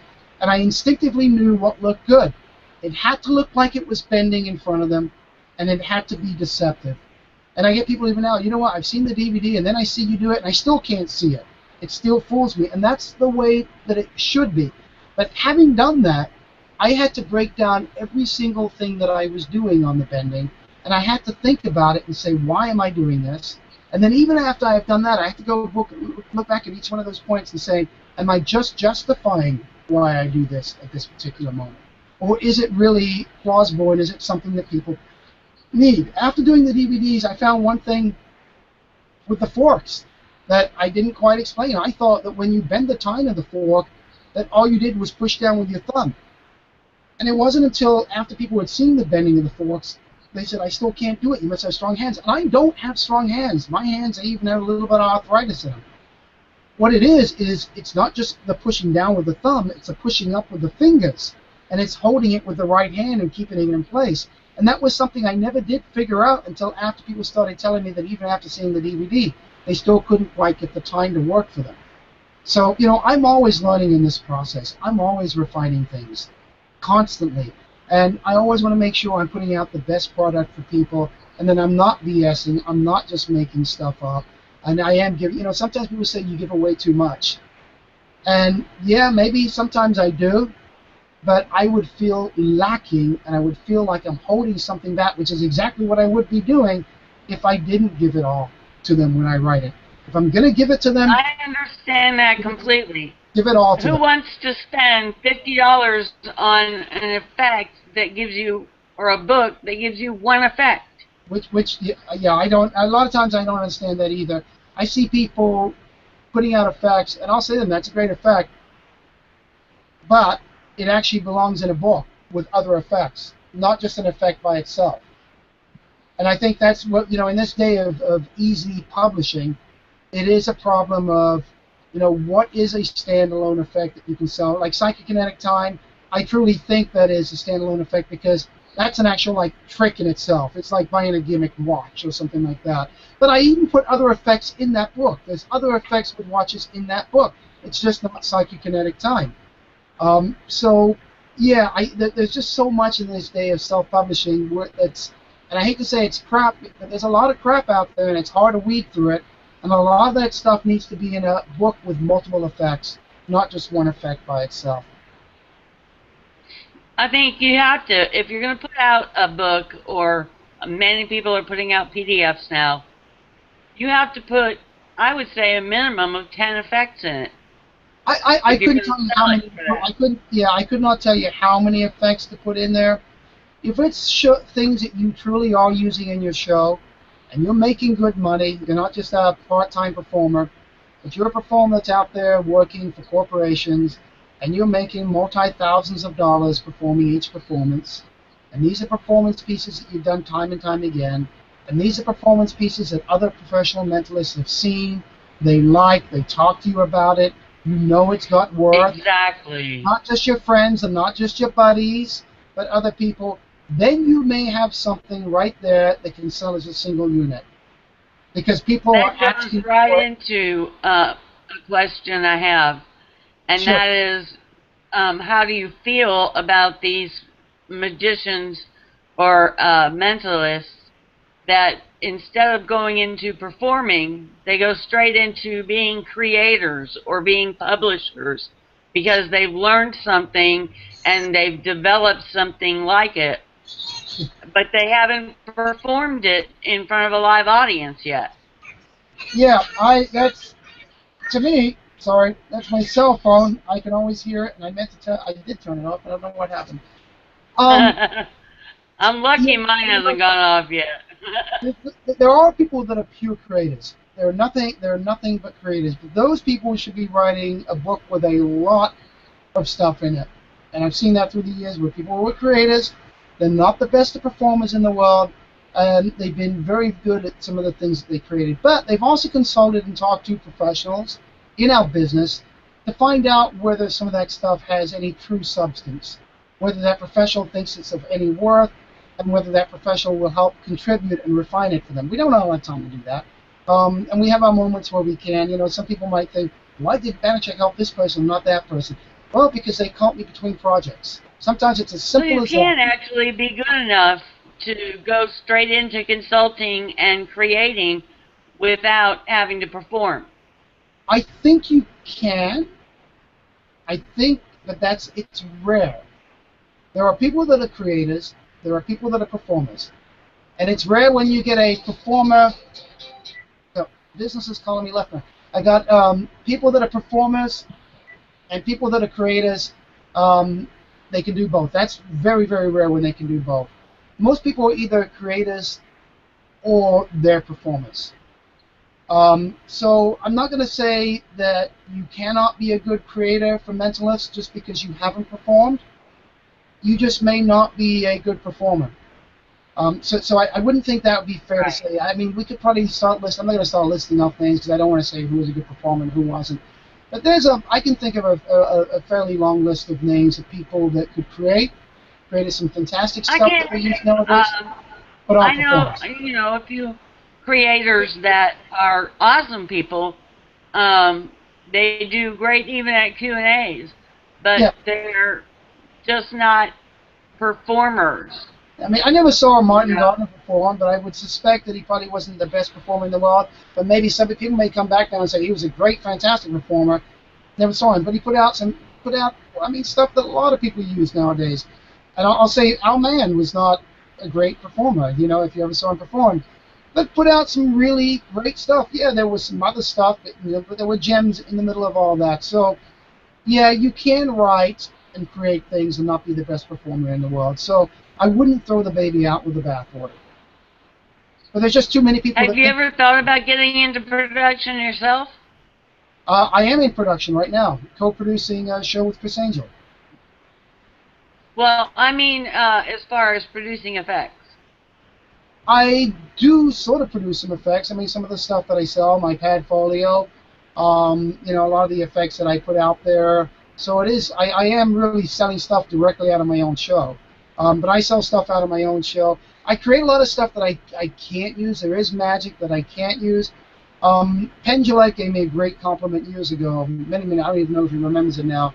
But it was a great compliment years ago. He said, and I'm sure they've met plenty of people since then, and I know they have. But he said Banachek is one of the few people that understand who Penn and Teller are. When Banachek gives us something, it is something that's Penn and Teller. He understands our character. He understands our style.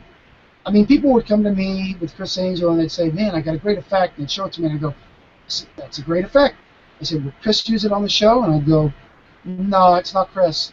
They go, but you just said it was a great effect. I said, well, it's a great effect for me, it's a great effect for you, but it's not an effect that somehow we could turn into a great effect for Criss. But it's got to be a great effect. Can you let me show it to Criss? And I would fight him and argue with him. And once in a while, I would let somebody show it to Criss, and sure enough, a few times that I did, Criss would go, that's great.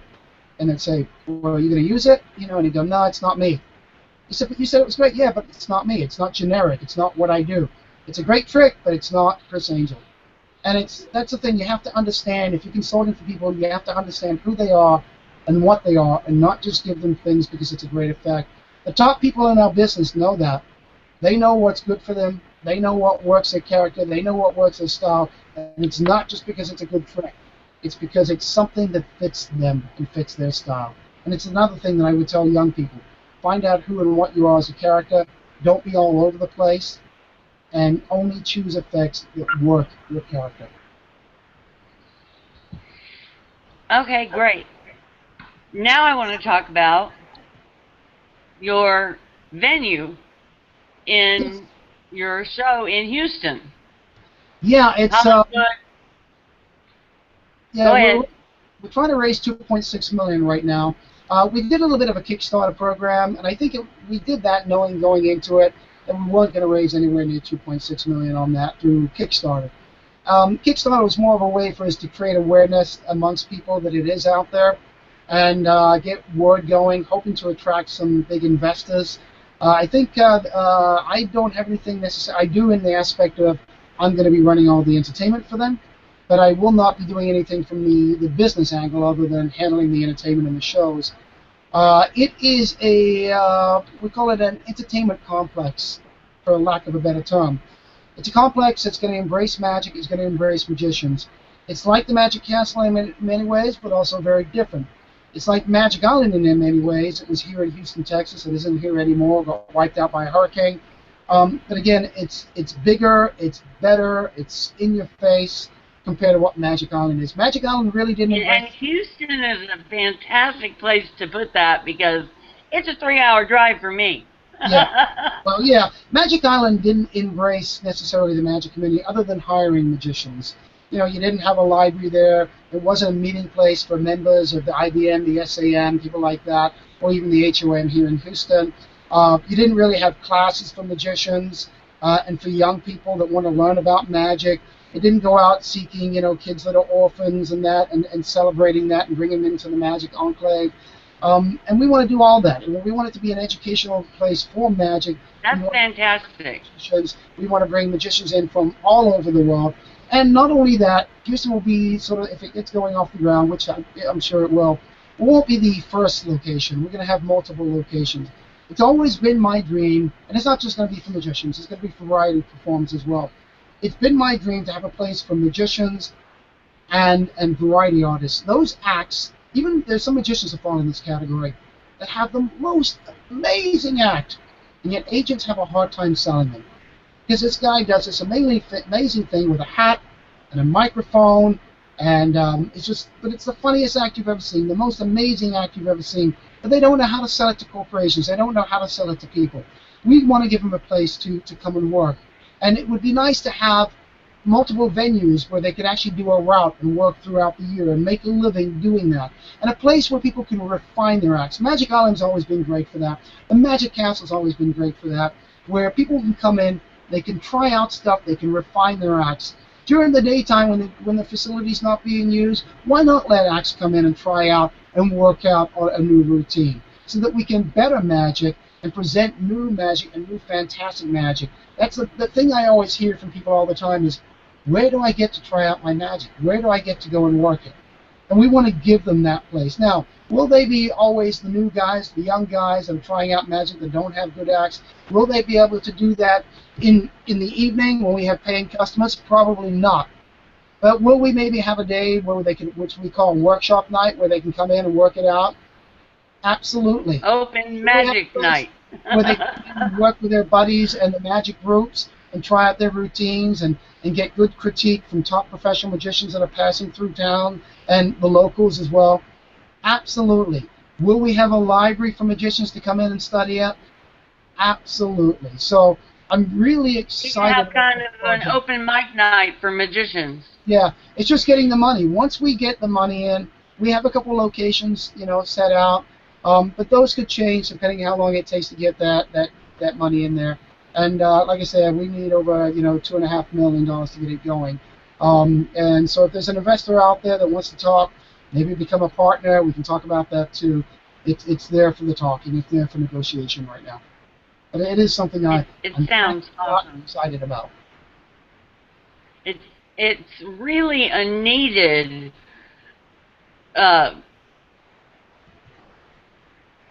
it's a needed place, and it needs to be diversified.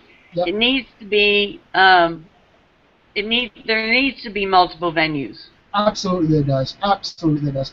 And you can find out more about it if you go to the Facebook and like it. It's Grand Illusions on Facebook, and it's Grand Illusions EC on Facebook. And you can go to the web page grandillusions-houston.com. And the reason we have the Houston in there in that particular one is to let you know we are looking to the future, and we're going to have other locations as well. Okay, sorry, my phone went off. But No yeah, problem. I'm with you on this. I am 100% with you on this. Well, hopefully, And when it starts in Houston, you will see me. fantastic, good. Hopefully, we'll see And you. hopefully, I can shake your hand. Hopefully, anytime. If I'm near your way, let me know. We'll do lunch. Okay.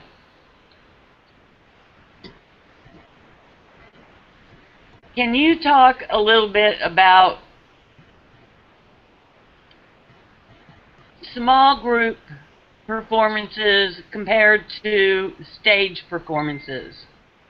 Like I perform in homes to about 20 people sitting in a chair around me. Sure. That's my venue. So I'm performing in a parlor type situation.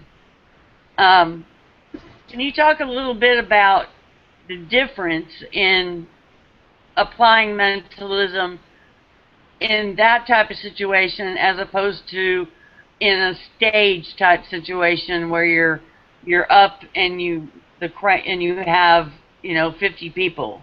Yeah, I'd like to say that when you're on the stage, you want to make things bigger and better. But I think it again goes back to your personality. It goes back to you as a performer. You have to be larger and bigger on stage. You have to take over that entire stage. Uri Geller did this, no matter what you think about him, did it very well. He could bend a key on stage and nobody could see it in the audience, but they lived vicariously off the people on stage. They lived through that person's emotion, that reaction that person is, and then he let that person go away with that bent key and take it out in the audience. Now, quite often he had cameras to show that moment when he was on that large stage. Sometimes he didn't.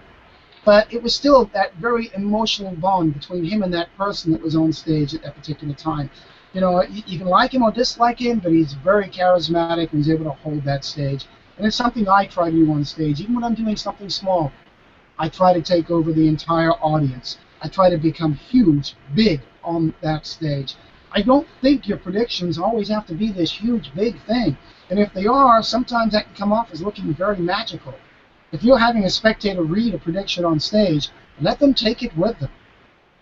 That makes all the difference. But you as a personality on stage have to be bigger. You have to open up. It's almost like when you're working on film. You have to be bigger, when you're working on the stage. You just got to be big and huge on that stage. That's why I studied Tony Robbins. Yeah. I needed to be larger than life. Now, being too large in a Focus parlor was room, on me. if you be too large in a parlor room, it can come off as halty. It can come off as overdone. So you've got to learn how to, dial that down just a little bit, but still take over that entire room. You have to become the person in that room. I always insist on a microphone. Often when I'm doing lectures, I insist on a microphone. Why? because I want to be louder than the loudest person in that audience. If it just all it takes is one person in that audience to be constantly talking and saying something louder than I am, and I can lose that audience. So I always want that microphone. Yeah, I have bits of business I can say and do to kind of get that person to be quiet. I can interact with that person so that, impress them so that they'll be quiet, but I always want to be louder. So even if I'm working in a parlor, I like to have a microphone, even if it's not on full blast, but I have that microphone and I can move my mouth a little bit closer to that microphone if need be so that my voice comes through over anybody else. And, a lot of times when you have people and you're in a close-up situation, it's like being in a comedy club. You want to they're drawing attention to themselves, so you as a performer will want to draw attention to them so that they're quiet. It can either be looking at them as you're talking, and they get, oh, wait, I better be quiet.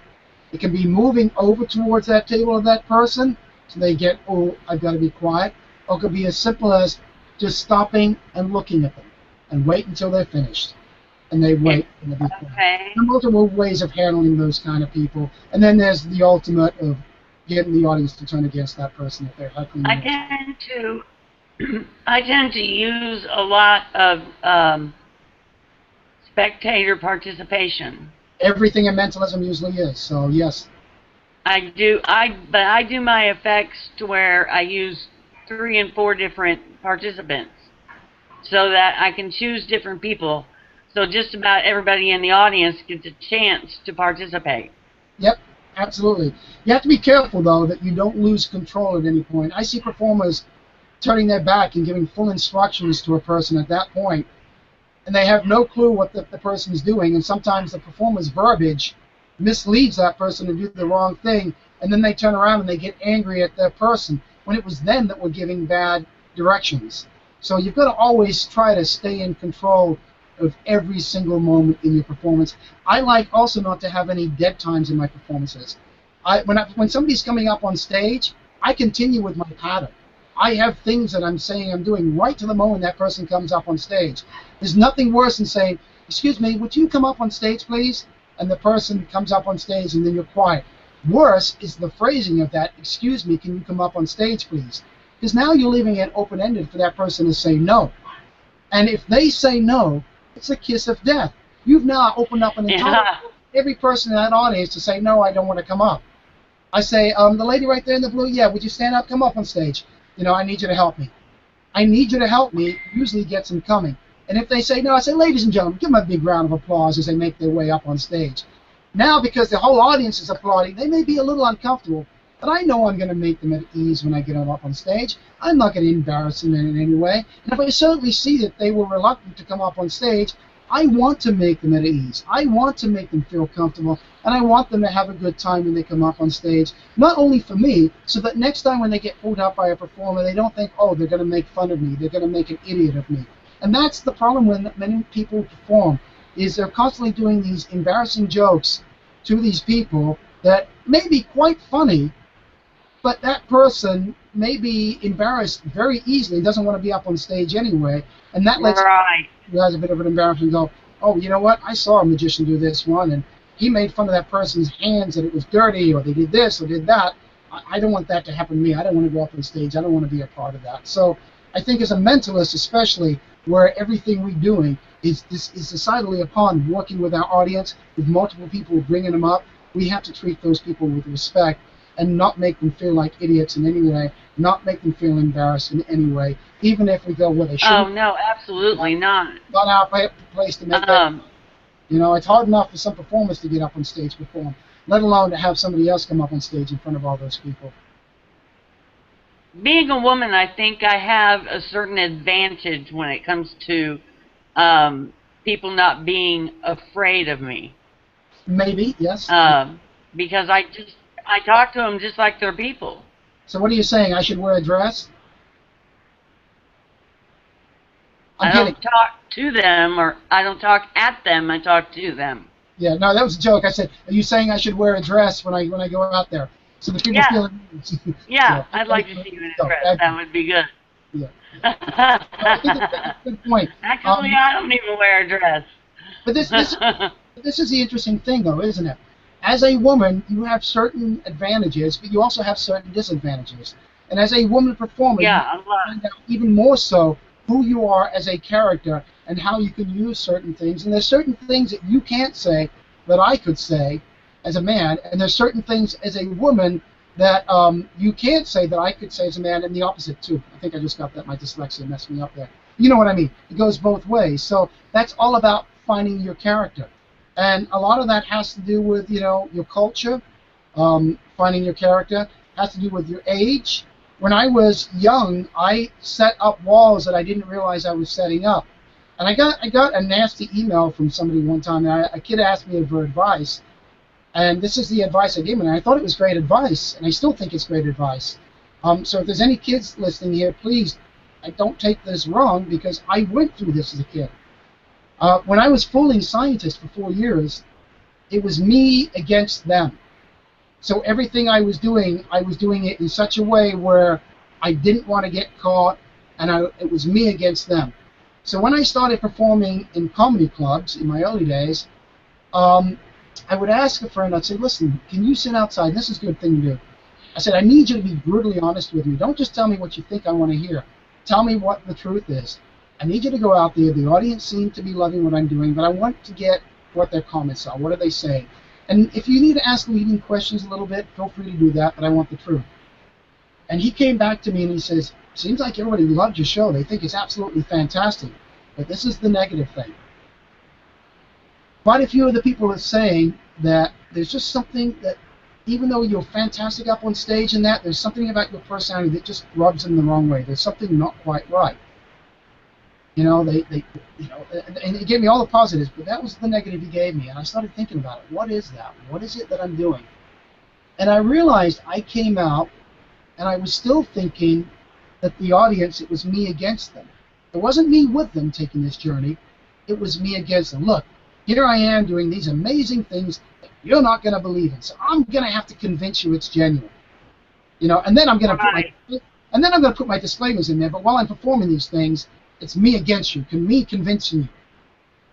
And that's what the problem was. I put up this wall as a young man.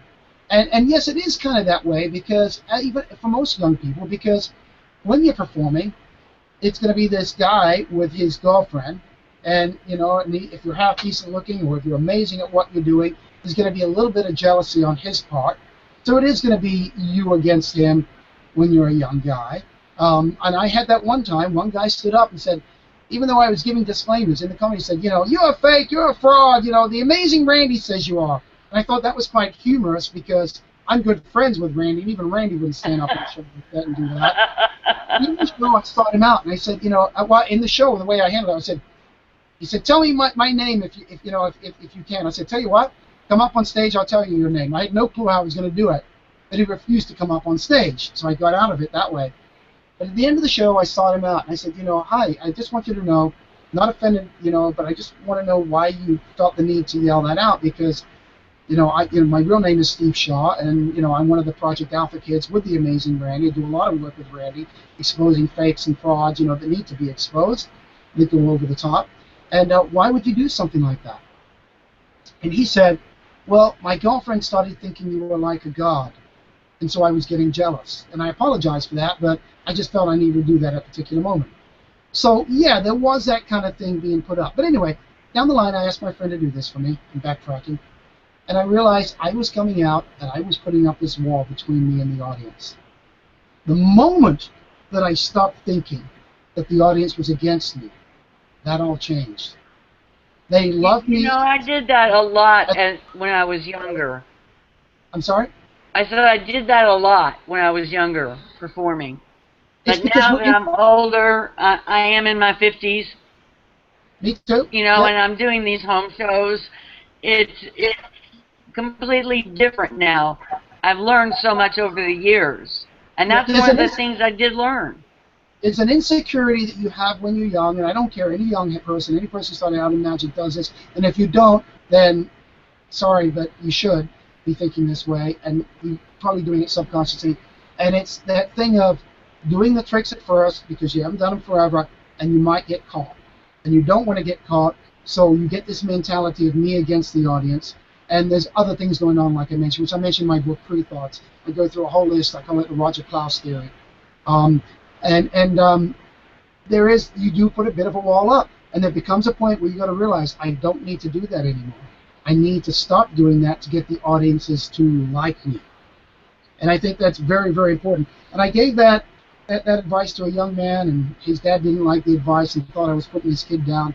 Not at all. I was trying to tell the kid, hey, watch for that moment when that happens. But anyway, yep, sorry. Did I lose you? Hi. Yes. Yep. Okay, I'm done with that answer. You have another question? I lost you for a second there. Yeah, I thought so. Do you have another question? Yes, I do. Well, I want to know what we're going to be seeing more in the future from Banachek, other than just with Criss Angel. It's hard to say. I mean, we've talked about different things, and one of the things I want to do is have my own touring show going out there at some point. The Project Alpha show that I did up at Luminato, I would love to be getting that going out and getting that sponsored to go out into different theaters. That's a show that starts out all about telepathy, and as if telepathy is real, and going through all the phases of what people thought telepathy was through the years, from radio waves to spiritual whisperings and so forth. And then we get to the half-time mark, and I say, you know what? I think I know what telepathy is. I'll tell you what it is when we come back. When we come back, I still start alluding just a little bit that telepathy might be real, but going in a bit of a different direction. And then I start talking about the Sylvia Browns, the Von Praugs, John Edwards, as if they're real. And then I come out and say that it's basically all bullshit. And how can I say this? What allows me to say this? And what gives me the credentials to say this? And now we talk about my life story, about when I was a little kid in South Africa, hearing Uri Geller on the radio, picking up a pen, believing that I got that little pin to bend, coming to America, reading Randy's book, and about how he says Geller was a trickster and nothing more than a magician, about how in my early days I didn't even know there was a subset of magic called mentalism. I had no clue. When I started mentalism, I had no clue there was a subset of magic called mentalism. All I knew, because of Randy's books, was that there were people who use these techniques, which I didn't really know were really magic techniques, but used these techniques to fool other people into believing they had special abilities. That's all I knew. And it's kind of why I started creating original things almost immediately, because I wasn't aware of other magicians and that. But anyway, the show goes through there, takes you through my whole life story, through to the point to where I'm a father, a man who knows the dangers of, of psychic claims and pseudoscience claims and so forth. And it climaxes to that point to where I am right now. So I was very, very proud of that. So I'd love to be able to see that show. That sounds awesome. Go out on the road. Yeah, I had 3 new things in there that I had never performed before, including the Spirit Cabinet, which I was very, very proud of. So is that going to be a touring show, or is it going to be a film? I would like it to be. We have to sell it. We have to sell it. But hopefully that'll be a touring show at some point. I would love to see it out there on the road. I think my problem is I've got to get a little bit more focused on 1 or 2 of these things. I'm kind of eclectic all over the place, and I'm throwing many things in the fire. And what tends to happen is multiple of them come You're to the doing too much producing. they all come to the surface at the exact same time. That's the problem. So we'll see. And should be some exciting announcements in the next year, I would think, about exactly where is Banachek going, what's happening with Banachek. You know, I missed you here in Tyler, and it just killed me. You have no idea how much it hurt me. I was in the hospital at the time, and I missed you here at UT in Tyler. Yeah. And I want to know, are you going to be doing lectures and shows like that again soon? I've got a list of tour dates, but I don't have them up on my tour schedule on my website because I know things are changing rapidly right now. Is Tyler one of them?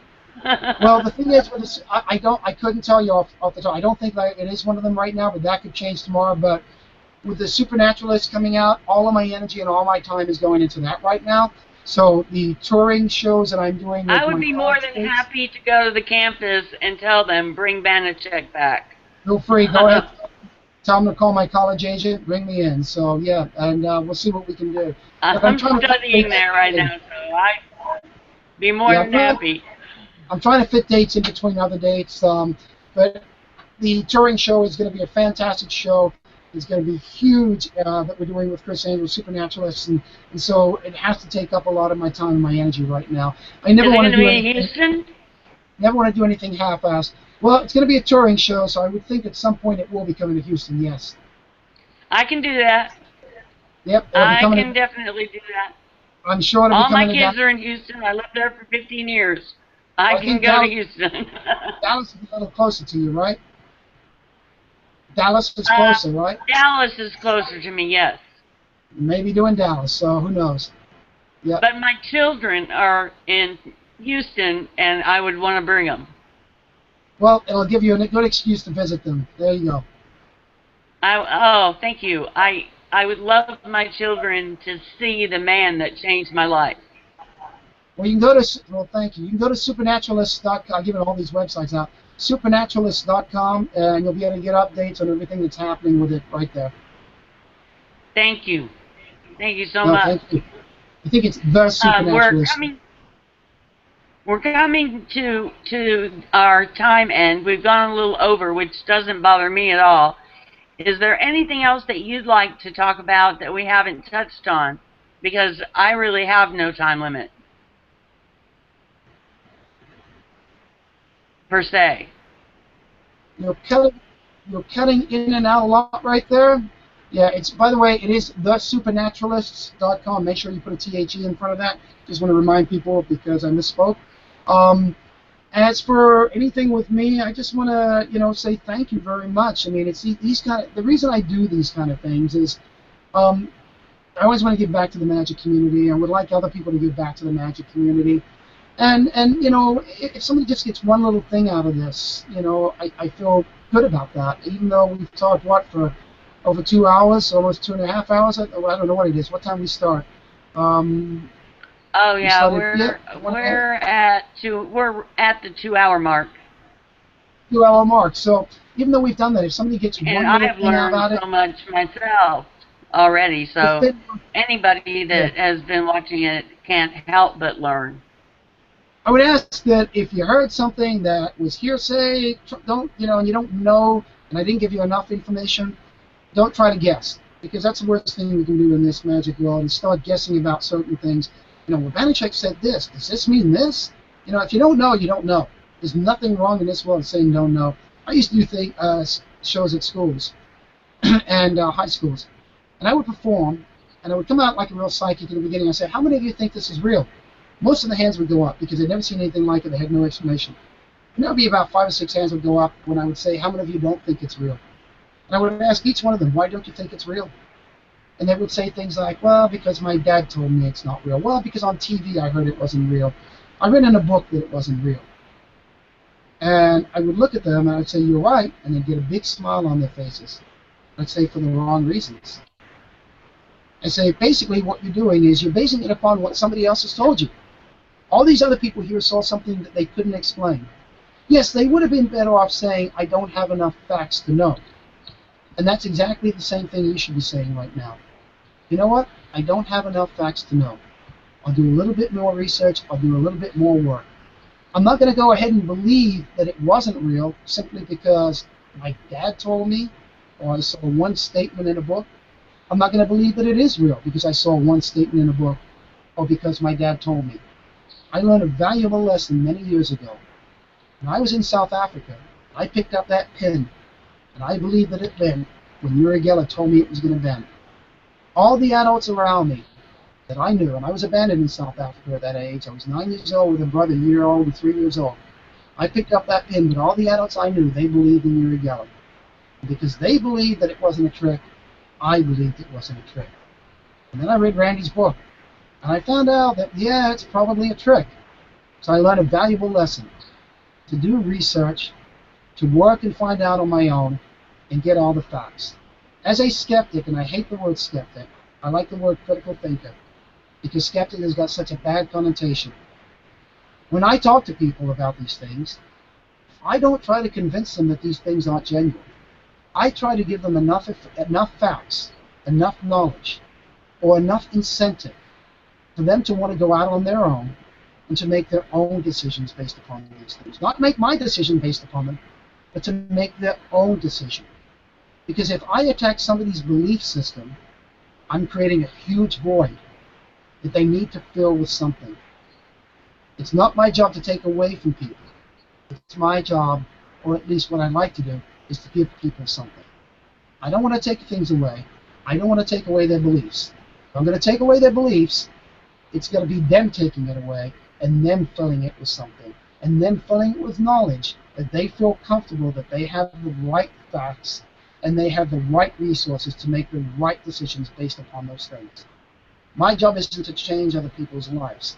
If I do it for the better, like you said I did for you, fantastic. But that's not why I'm doing it. What we do, we need to all remember this.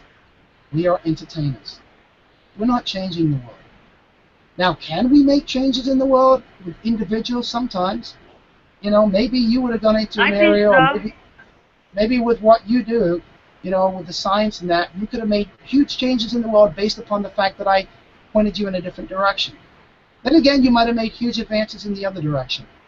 We don't make the changes in the world like, you know, somebody who's if got I some sort can of affect a change in one person's views, though, in one Oh, that's person's right. little boxed world, if I can expand that box just a little bit, I think I've done what I'm supposed to do.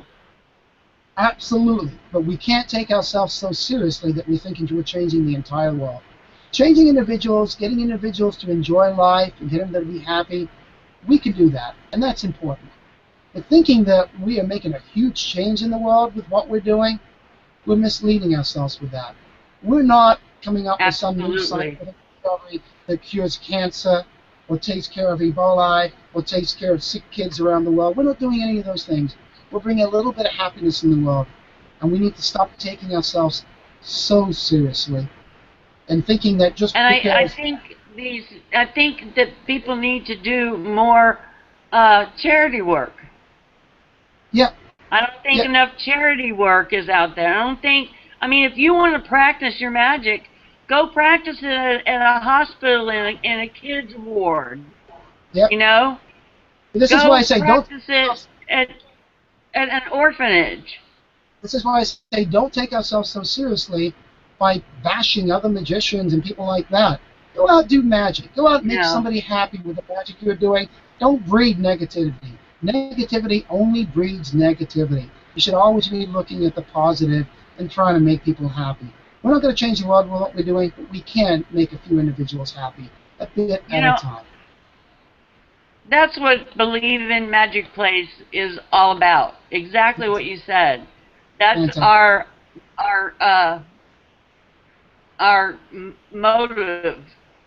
motivation in creating the group is a positive, reinforcing, mentoring, magicians helping other magicians, not bashing other magicians. It's just not allowed in our group. If you're going to find yourself, and I don't know if you do this or not, if you're going to find yourself as a group that's doing that, there are going to be times that as a person in control of the group, you're going to have to make some hard decisions. And you're going to have to say, look, we can't have that kind of behavior here. We're all going to edit that bad behavior. And they're going to people are going to hate them, say, how can you do that in America? How can you edit me? And it's because, you know what? This is our group. This is an encompassing group. This is the group that's going to be giving out positive vibes. We don't want those negative vibes. There's other places you can do that. Find another group. You need to be doing that here. And I get that. If you want to throw out negative opinions and vibes, find another group. This one's not for you. That's basically exactly right. But I don't want to leave this on a negative note. I want to leave it on a positive note. I'm going to tell you, you've been fantastic. Thank you for everything. If anybody has any questions, you certainly can find me and email me. Doesn't mean I'm always going to get back to you. I promise you I will try to get back to you. If I don't get back to you, it's not that I'm ignoring you, because either your email got lost in a stack of other emails when I was extremely busy, or you caught me at a bad time. I mean, I got all this going on. I've got a daughter that's getting married coming up. So I've got a million things going Oh, on in my life. Yeah, well, congratulations on that. thank you. That's a big thing when a daughter gets married. Absolutely, it is. It's about time, but yes, I'm glad she is. She's met a good guy, so yeah. Are you taking dancing lessons for that dance? I no, I don't have time. Unfortunately, I don't have time. They're just going to see the really bad white dancing Banachek do his thing. That's it. So it wouldn't be me if I didn't. Wouldn't be me if I didn't. You know. So my goal with my kids when they were younger was because they would get so embarrassed by everything was just to embarrass them anyway. And this is no different. Yeah, So mine too. my daughter will go, yep, that's my dad. So she'll get it. If I did something any different, it wouldn't be me. So I am what you get. Yeah, my kids don't have any interest in what I do, but that's just my mom. That's just what she does. Yeah, my kids have always got 4 kids, and they're constantly saying, "Dad, you can't say that." I'm like, "It's me. You get what you get. I'm not going to censor who I am. I am who I am. You know, I'll be sensitive to people, but sometimes things that aren't appropriate are Sometimes going you to come out of my mouth. gotta say what I'm you not gotta always. say. I'm not politically correct. I'm not politically correct because I truly believe that words have only the power that you give them. And so, if you're going to take a word wrong or you think a word is bad, take that word, use it in the context you want it used, and take all the power away from it. Words only have the power that people give them. So, anyway, thank you. Yes, very true. Well, thank you so much for sharing with the magic community your expertise. Um, it's very, very much appreciated. No problem, and hopefully, like I said, some people got something out of it, and hopefully I didn't go on too many tangents. That's what I do. It's who I am. All right, Well, I thanks. hope you don't mind. I'm going to do a little bit of advertising before we cut off. And I just want to let people know that we have coming up Luca Volpe with Morgan Strubler hosting next week. Lucas, fantastic. And then the week Lucas, after that, we have Oz Perlman. fantastic again. You guys are doing a great job out there. You're attracting some good names. Thank you so much. I appreciate all you do. Likewise. Thoughts and friendship. Bye, everybody. Bye bye.